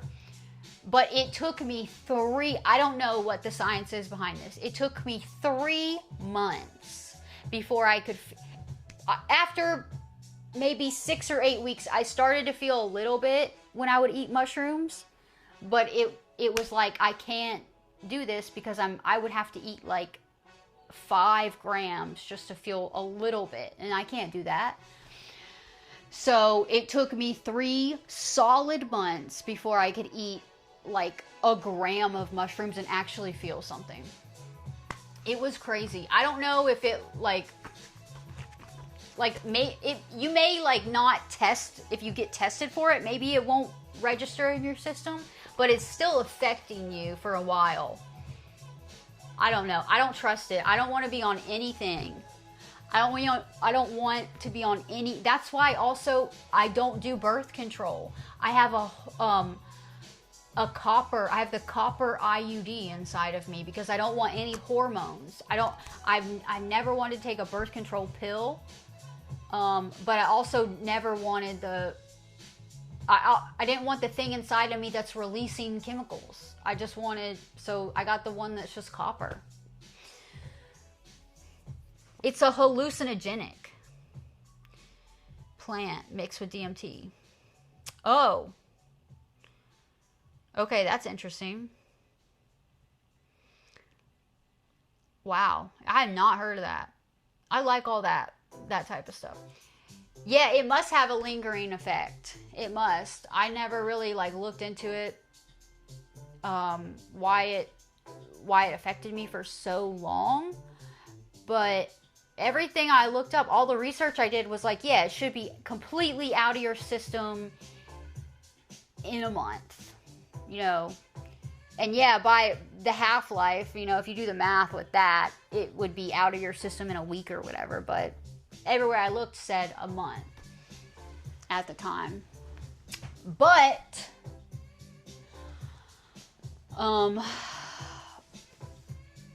yeah, 3 months. And then I finally had like the normal amount of effects from it. It was crazy. You haven't done any of those drugs, Wabbit?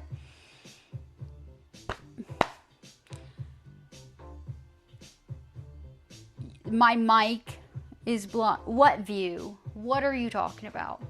This is a PG channel right here. We are PG. Yeah, Dolly, I know. That, I know. It can even change what kind of men they are. I know. That's the reason why. I don't want to be on something and have these hormones or chemicals released into my body and they like affect me as a person and my preferences. And no, I don't want that. That's so scary to think about. So yeah, that's why I got the IUD. I got the copper IUD. You know, it's an intrauterine device.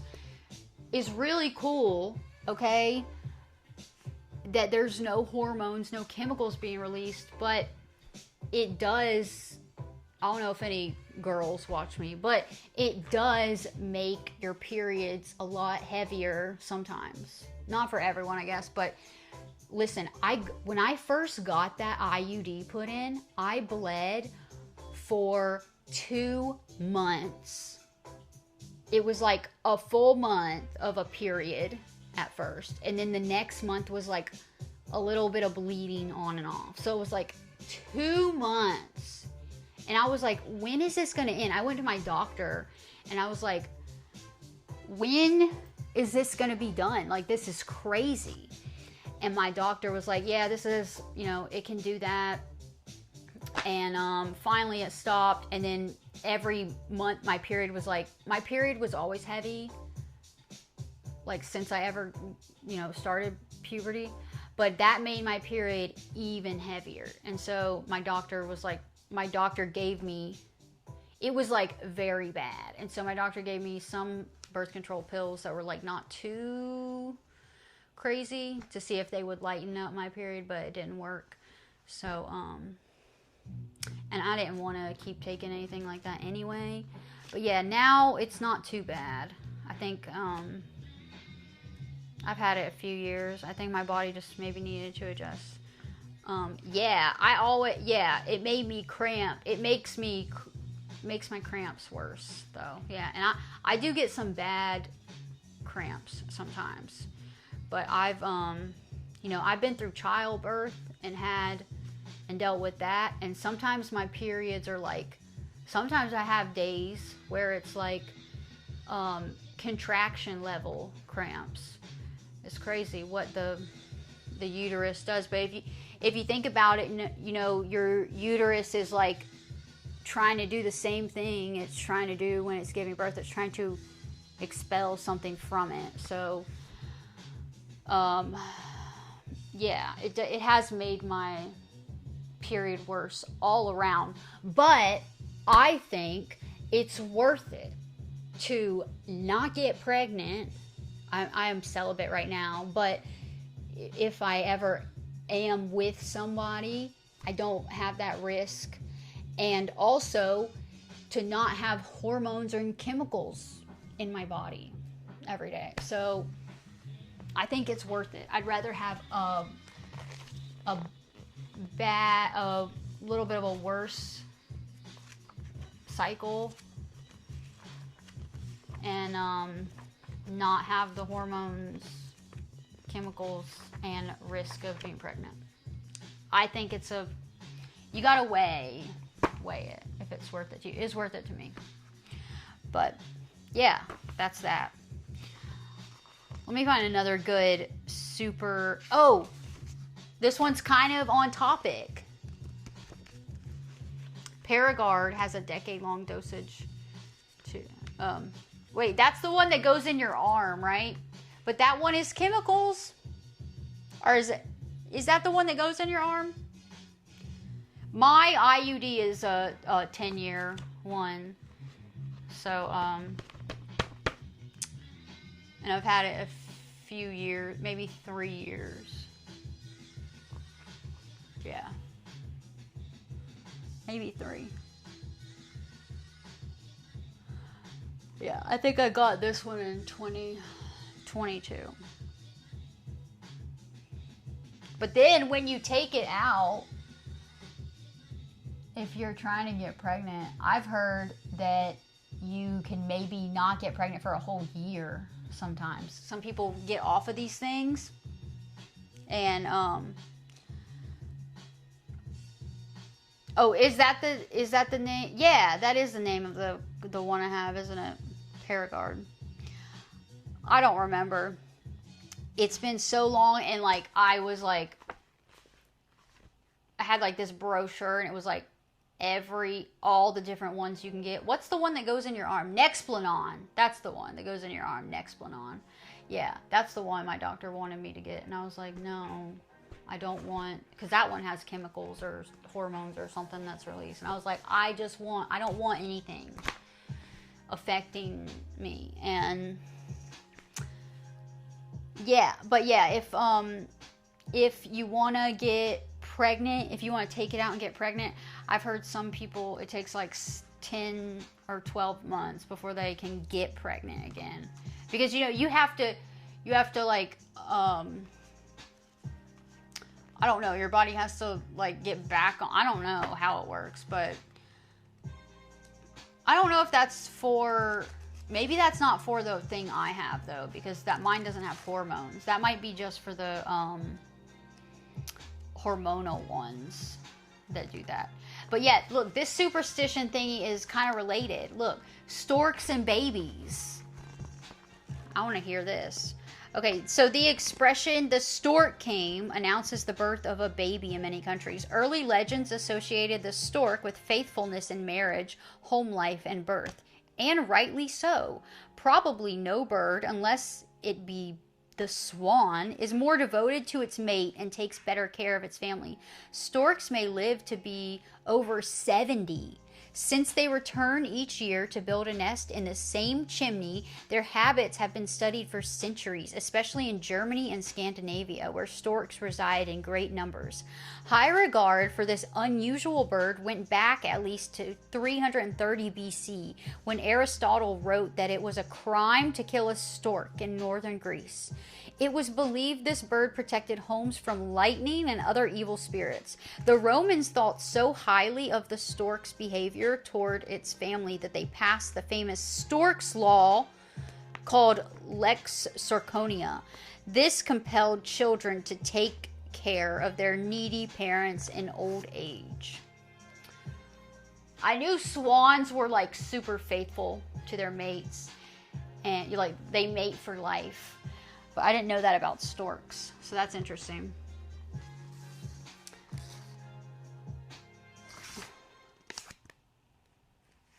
Oh, here's a swan. Okay, this is a little section on birds. Swans, a little before their death, sing sweetly, wrote Pliny the Elder.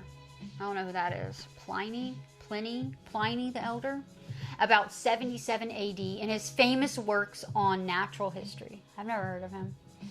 But this belief goes back to at least 400 years BC, when a popular Greek legend told of the soul of the god of music, Apollo, passing into a swan.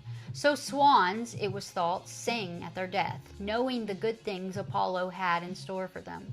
Today we often refer to the last work of a poet or musician as his swan song. Most swans have anything but melodious,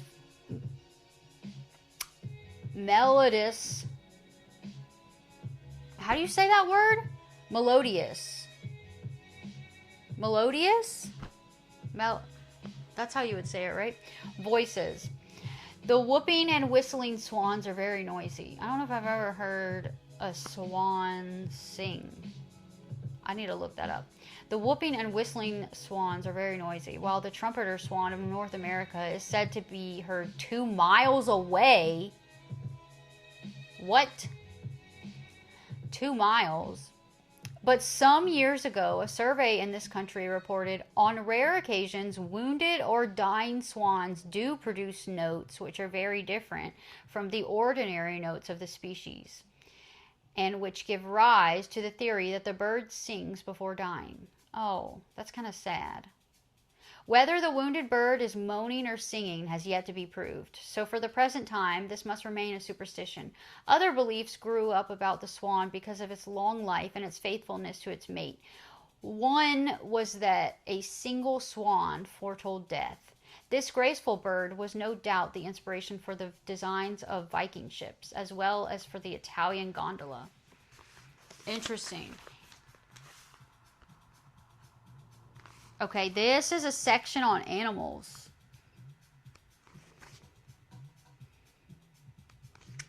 Let's see. Oh, rabbit's foot. Do you carry a rabbit's foot for luck?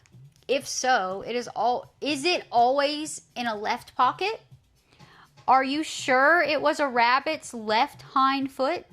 And most important of all, was the animal killed at the full of the moon by a cross-eyed person? What? I ain't never heard that before. That's wild. Cross-eyed person. In spite of all these requirements for luck, most rabbit foot charms today are only small front paws, but thousands of people never go without them.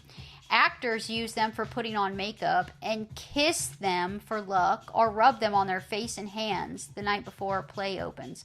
Others carry this talisman believing it can cure certain diseases. The first fears and superstitions developed about the European hare, a perfectly harmless animal. He's larger than his cousin the rabbit, having powerful hind legs and tips of black on his long ears.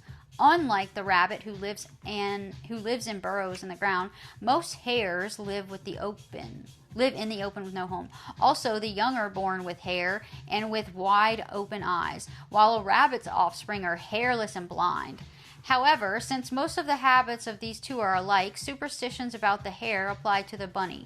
Both animals are usually called rabbits in this country. The ancients noticed many things about these timid creatures that they couldn't explain, so thought them both good and evil. They saw how rabbits came out at night to feed and how they gathered in bands on clear moonlit nights to play as if influenced by the moon. Another astonishing fact was that northern hares were brown in summer and white in winter. But one thing especially impressed primitive man, and that was how the rabbit used his hind legs. There are only two other animals, the greyhound and the cheetah, whose rear feet hit the ground in front of the forefeet when running swiftly. Oh, wow.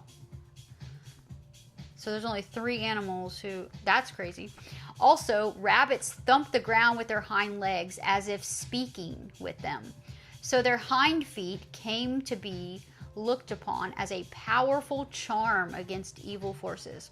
In the early days of witchcraft, it was thought a witch could hide in hares and rabbits, and in this disguise harm humans. So like the folklore about black cats, you never know when you saw a rabbit whether or not it was really a witch. Even today, some country people say a few kind words of greeting to every bunny who runs across their path, lest harm come to them. An old tale of a white rabbit playing about under the Easter moon started the custom of giving children a white rabbit at Easter time. As you know, this is still popular. Woodsmen look on the rabbit as a weather prophet. They say that if an animal's fur is thick, there will be a hard winter. If thin, a mild one. However, this is not as accurate as some would like to believe, for fur is usually better when an animal has plenty of good food, and not because of any instinct to foretell winter temperature. Interesting.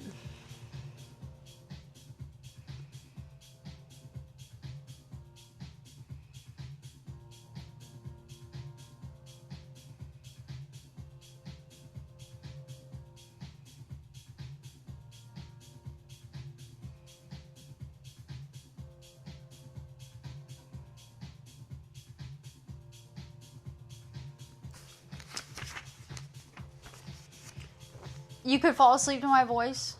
Really? That is so crazy when people say that. Ooh, I want to hear about this one. Bulls and the color red, okay? Bullfighting is an ancient sport, a type of it having been carried on by the early Greeks and Romans. Today, it is very popular in Spain, as well as in Mexico and other Latin American countries.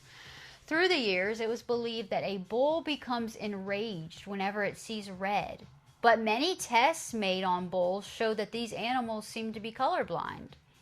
In fact, all animals except man and the monkey are believed to see only some shades of gray. However, tests did prove that a moving object arouses bulls, regardless of its color. A red cloth or cape was chosen years ago, perhaps because it was a favorite color or because of its brilliance. or because it is the color of blood. But even though the matador wears a bright red costume, it is the waving of his cape that angers the bull. Man's nervous system is quite different, and colors do affect him. The optic nerve reacts most quickly to red, and it is by far the most exciting color. The expression, he sees red, depending upon this fact rather than on the superstition regarding bulls. Makes sense. There's some good logic. With thickness of an animal's coat indicating weather, we still believe animals can foretell natural disasters. Yeah. I think a lot of animals, I don't know, a lot of animals do, are able to, I don't know, it seems like they can like sense things that humans cannot, you know? Okay, this section on numbers. This one is the number 13, and I know nothing about this. Okay, so if 13 guests are seated at a table, there's only one thing to do to prevent someone dying before the year's up. Many people believe. What? All must join hands and arise as one person. According to superstitious people, this is the counter charm that undoes the bad luck of 13 eating together. This numbers taboo can be traced back to the days when man first learned to count. By using his 10 fingers and counting his feet as 2 units, he came up with the number 12. Beyond that lay the unknown, 13. Before numbers were used, man counted his possessions by using tallies. When he got to 12, he found he could divide it in half, quarters, and thirds, but not 13. So in due time, 12 became a noble symbol to him, which accounts for the important use of 1 dozen throughout the world today.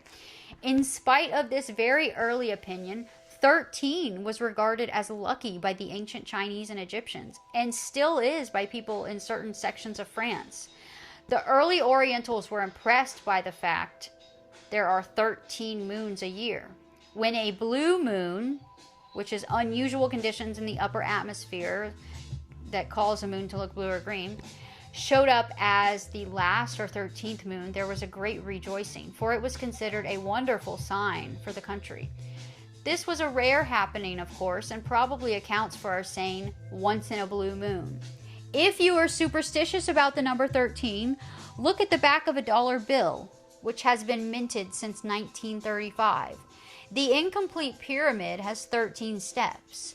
The American bald eagle holds an olive branch with 13 leaves and 13 berries in one claw, while the other, he has 13 arrows. But before you toss this bill away, remember that these 13 commemorate our 13 original colonies, and that's a very lucky number for millions of Americans today. Okay, interesting. You think animals cannot be completely colorblind because they will still choose to eat ripe strawberry? Oh yeah, that is a good point. But maybe it's not the color. Maybe it's not the color of the fruit, right? Like it could be like a smell thing or something. I don't know. This book, let's see how old this book is. What year was this? 1971. Oh my. Okay, hold on. 1954. This book was written in 1954. This is the second printing of it from 1971. I don't know if it was updated. Okay, so this book is old. This probably has some scientific. This totally looks like 71. Look at this. So this is. Yeah, I don't know if it was updated since 1954, but yeah, there's probably some stuff that has, more research now. So animals may not be colorblind.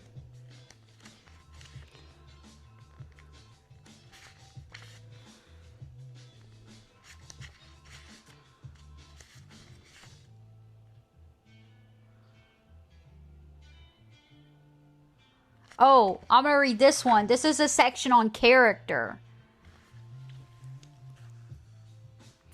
13 is also the first number that is derived of two numbers in English. 10, 11, 12, 13. Oh, yeah, I see. 3 and 10. It is also the age of maturity for men in Judaism, which also denotes the unknown. That is interesting. Yeah. Very interesting. So 13 is a wild number. A lot of people, that's my mom's favorite number, actually, 13. And she's very superstitious. Okay, this was section on character. This one says blonde, brunette, or redhead. Light-haired girls are fickle, prove to be false friends, and gentlemen prefer blondes. Dark-haired girls are sincere, have better health, and men marry brunettes. A redhead is emotionally unstable, has a terrible temper, and deserves to be burned as a witch. These are in quotes. These are things in quotes, like people say. You've heard these and many like superstitions. For through the ages, people have insisted that character can be told by the color of the hair. This in spite of the fact that there are far too many shades between light blonde and black hair to make any conclusions possible. And who of you doesn't know sincere blondes, fickle brunettes, and good-natured redheads?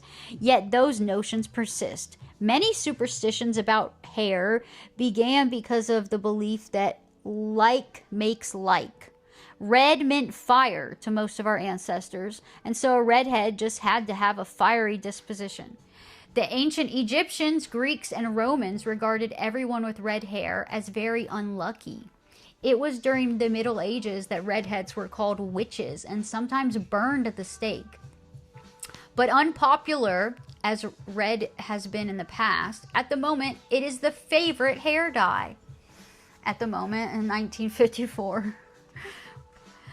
There are other hair superstitions besides those dealing with color. A great deal of hair or a hairy body was supposed to be a sign of great strength, which we know to be false. That a girl's long hair saps her strength when she is ill has turned out to be just an old wives' tale. Women with hair on their faces are still thought to have masculine traits, but science says this is caused by upset glands and hormones. There's an old adage, pull out one gray hair and 10 will grow in its place. This is impossible, for only one strand of hair can grow from each hair bulb. Also, the case of shock or grief turning hair white in a single night has never been proved.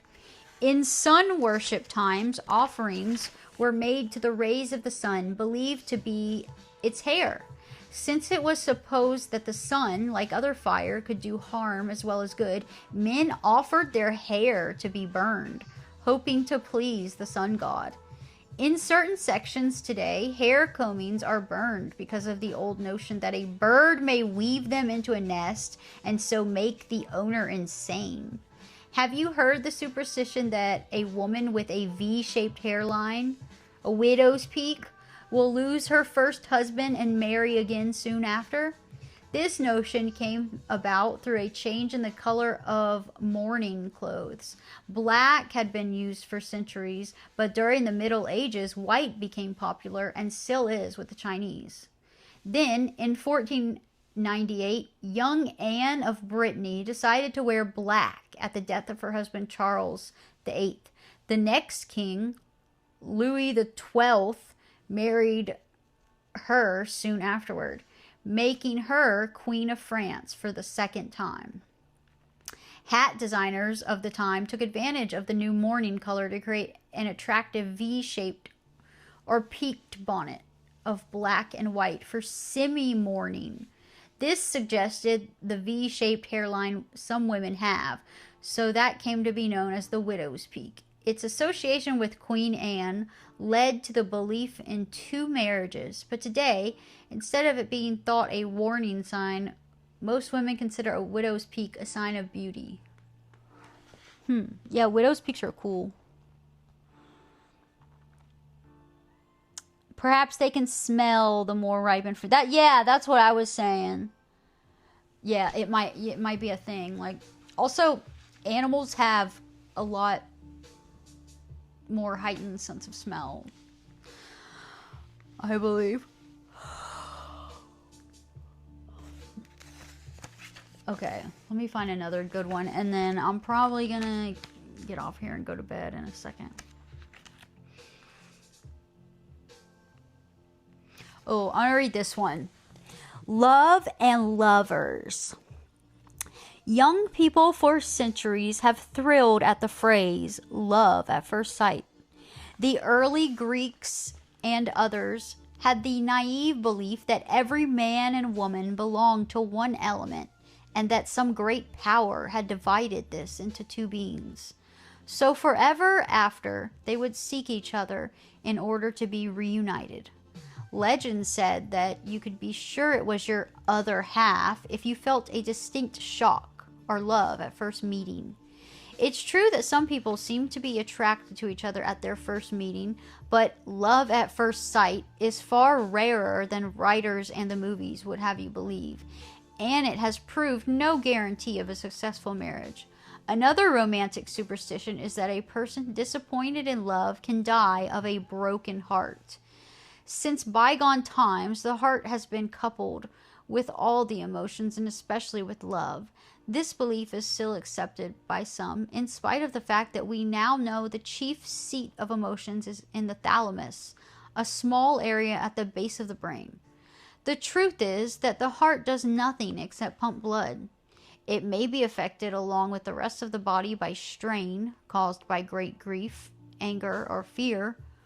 One's health may be broken, but not one's heart. Superstitious lovers never swear by the moon, which is considered fickle. This age-old belief is referred to in Shakespeare's Romeo and Juliet.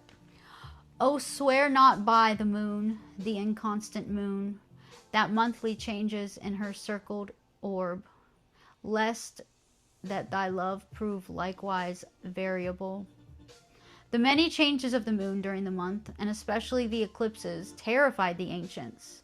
They were positive the moon could not be depended upon. Fear of an eclipse sometimes drove a person insane. But scientists swear by the moon today. Its phases have been recorded years in advance, and the moon never fails to behave as predicted. The little blue flower, known as the bachelor button, was very popular with young men in love. For according to the Orientals, this flower could foretell a happy marriage. It must be picked early in the morning and not looked at for 24 hours.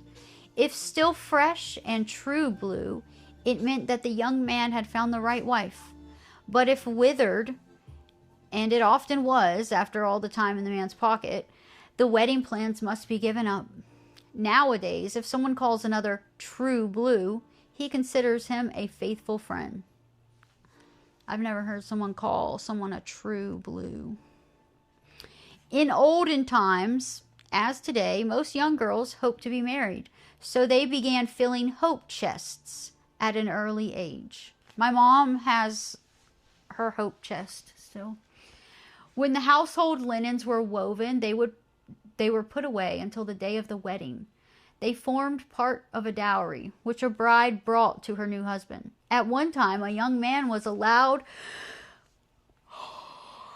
to inspect the hope chest, and if not to his liking, he could call off the wedding. An old Greek custom was that the sons of a family had to remain single until all the daughters were married. So when these young men fell in love, they helped fill their sisters' hope chests in a hurry. Hope chests are still popular, especially in Europe, but in this country, many girls assemble only a trousseau of pretty clothes. Interesting. All right. I've been on here for almost 2.5 hours. I think I'm going to get off here and go to bed now. That's an interesting book, but I also got this one. Well, let me find a fact. Okay, so this book is true facts that sound like bullshit. So let me find one real quick. Let me find a good one before we go.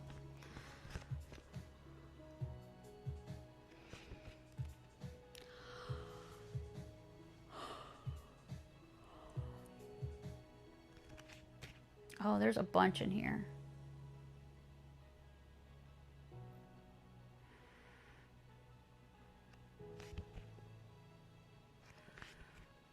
This is a lot of facts.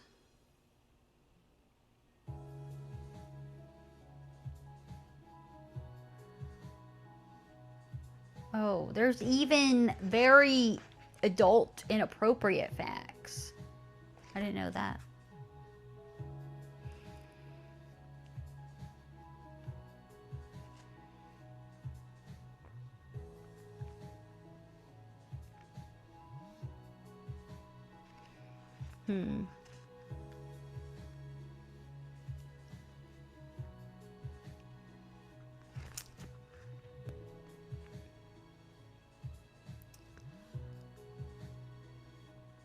There's a bunch of space. Maybe these are in sections. Oh yeah, okay, these are in sections. I was like, that's a lot on space. But they're organized. Let me find something. This is a animal section. Okay, yeah.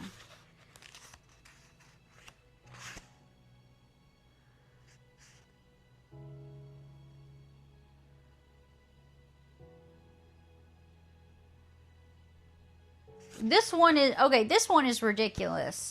I've never even heard someone say this was a fact before. Elephants can jump higher than any other animal. I've never heard somebody say that ever. That elephants can jump higher than any other animal. That's weird. But that's false. It's not a fact. Elephants cannot jump at all. Okay, I didn't know that, though. I didn't know that elephants could just not jump at all. So that's weird. Elephants can't jump, period. Interesting. Okay.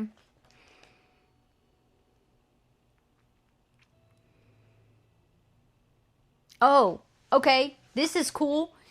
The animal with the longest hibernation period is a frog. The wood frog has been observed to hibernate for up to 7 months. No other animal is known to hibernate for even 6 months. 7 months. Why would a frog need to hibernate for 7 months? That's crazy. When a worker bee mates with the queen bee, its member explodes. You can even hear it pop if you listen close. That's weird. That's really weird.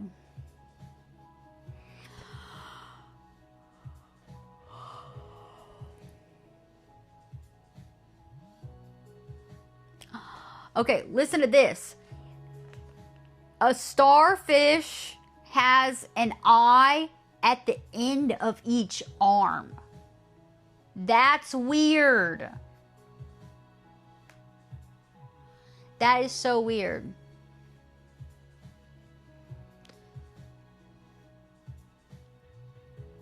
Jazz. A sleep stream.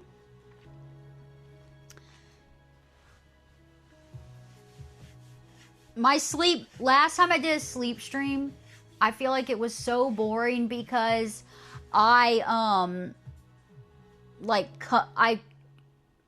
for hours of it, I covered myself up with my blanket and I was just like completely under my blanket, and that's what would happen tonight. All right, I'm gonna do this. I'll demonstrate how it would be. Okay, so this is my potato bed that we made.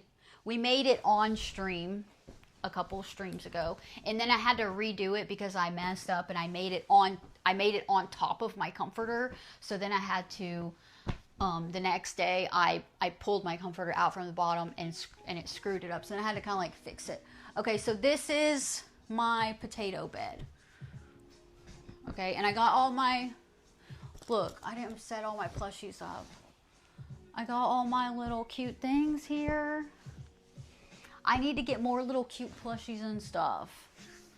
But I love my Hello Kitties.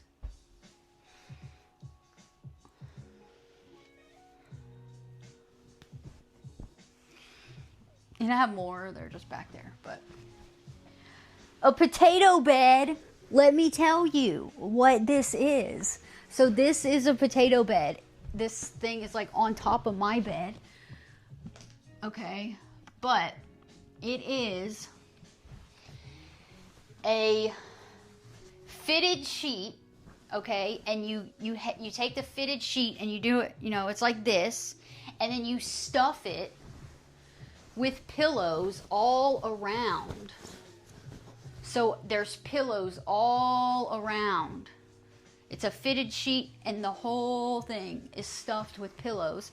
And then you put a blanket over top. So I got my thick plush comforter over top. Okay, so it's like this big sack thing. All these pillows all around. So I'm like in this nest.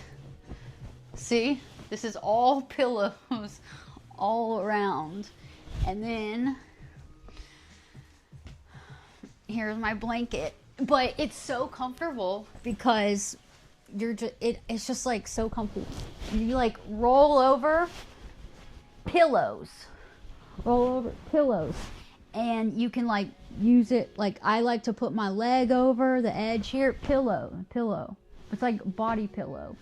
And then at the end, the pillow's down here, you could put your feet up and prop your legs up on top of these pillows down here. And you can like, you know, do whatever. Like sometimes I've only had it for a few nights now, but sometimes I'm waking up and I'm like this. I got my leg like up here. And it's like, oh, that feels really good. Like it's just propped up like this on a soft pillow. Or I'm like this. So it's very comfy. But yeah, you roll over and it's just like comfy pillow.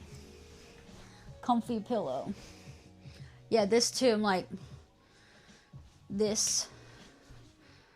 That feels like it's like a good stretch for my hip area. But yeah, that's the potato bed. It's like a nest, and you can fill it all up with stuff. It's cute, it's comfy, it's cozy, it's good. But yeah. I'm tired. And thankfully it's still the weekend. So I don't have to get up early. And what I'm going to do, yeah, inverted fitted sheet. Yeah, I saw it on TikTok. Yeah, it was on TikTok. I saw this video and it was like, you can look it up. It's potato bed tutorial. Potato bed tutorial. It had 15 million likes. So I don't know how many views, but 15 million likes. And I immediately saved it and I was like, I'm going to make that on stream. So not my last cozy stream, but the one before that, you can watch me make the potato bed. Not the last one, but the one before. You can watch me make the potato bed on stream. And yeah, so it's been like 4 nights now, maybe I've had it, but it's been comfy. It's been super comfy. And yeah, I can imagine like if you had it, if you like had another person in it and it was, 2 people and you're cuddling and it's just enough space for you two, like you'd be cuddled with pillows on either side. That'd be super comfy. But yeah, I think it's really good because you can like, for me, I like, I have hypermobility, so my, I'm double jointed, but my connective tissue like all my joints are like super stretchy, so I have a lot of pain a lot of times in my joints. So like doing like this feels really good, to like have my leg up here and placed like that like takes like some relief off of my, I don't know, like my ligaments or something, I don't know, but it feels really good to like do that. So the whole, I don't know, it just helps me personally, but it's comfy, a lot comfier. I do still, I've been saying this for a while, I want to get a hammock and hang it above my bed, like, because this is a corner right here, so I'd hang it from that wall to here, right over my bed, and I want to try to sleep in a hammock sometimes. I feel like that is really good. That would be good for my joints. Yeah. Don't get cold and put your arms under the blanket. Yeah. Oh man, and when I am when I'm sleeping lately, because it's starting to get cold at night. Cold, I think. I'm like this. Oh my god, I'm like this. I'm like completely covered except my face. The only thing exposed is my face. Like that. That's how I am lately. Because it's like 50 degrees or so at night. And my room is not great insulation. Let's see what it is right now. Right now, the temperature is 65. But it's a little warm this week. Let's see. Next. What? Okay, so this is how crazy the weather is in where I live in South Carolina. Okay, listen to this. Sunday, technically today is Sunday. The low is 61, okay? Tomorrow, or the day after, so Sunday, the low is 61 and the high is 78. The next day, Monday, the low is 33 and the high is 61. The high is literally the low from the previous day. The low one day is 61 and the next day it drops all the way down to 33. Isn't that insane? That's South Carolina. By the water. That's how it is. That's ridiculous.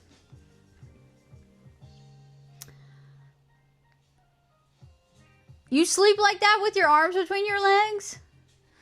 Do you? Oh my god, I love that. It's so comfy. It's so comfy. And I try to not be on my back, but a lot of times if I'm on my back, my arms are under me. I'm like this. I wake up like this, my arms under my legs. I love that. I think that it's... Alright, I gotta go to bed. I keep yawning. But I think that it's just so comfortable because my hands get cold. My hands get really cold really easily. But yeah, I like that. And then when I'm on my side, my hands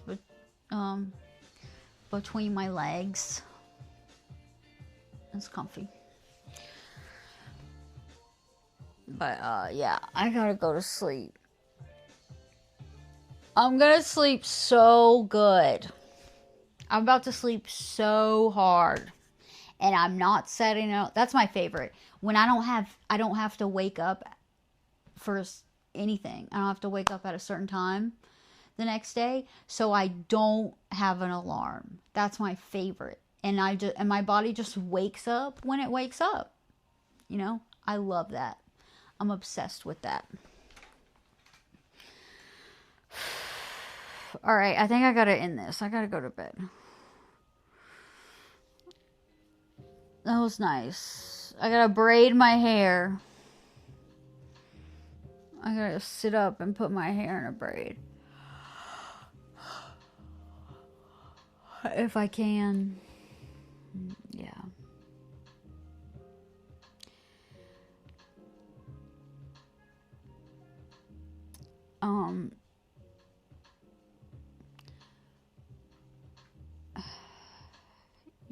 What are you talking about, Jazz?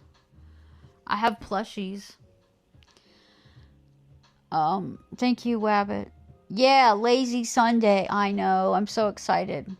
I'm so excited to go to sleep and just wake up when my body wakes me up. I'm not gonna do a sleep stream tonight. My phone is only at like, I don't know, 34%. It wouldn't last long. But yeah.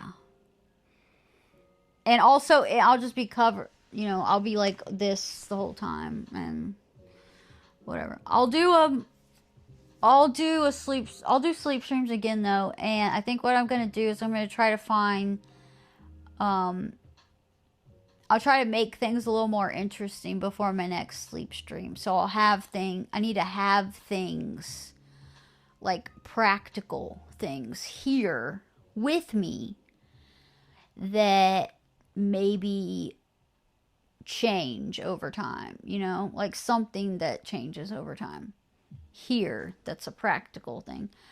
But yeah, and also maybe stuff on screen and stuff like that, so it's not just some boring stream of me under the blanket,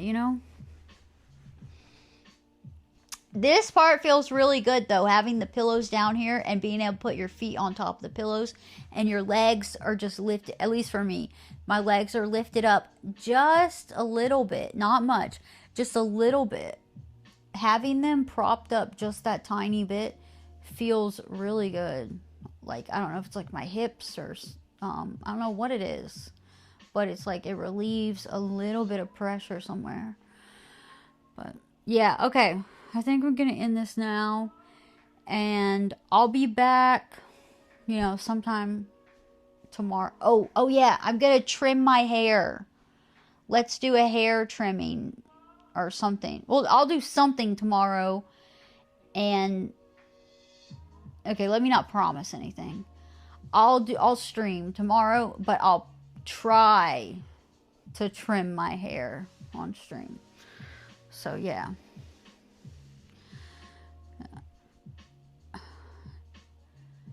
All right, Jazz, let's not be weird and say weird stuff and inappropriate stuff.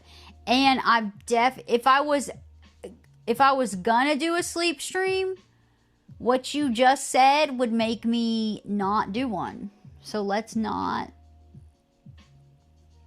be PG. We are PG here. Okay? I washed this heart pillow and it got all wonky and deformed and lumpy, but it's still a cute little heart pillow.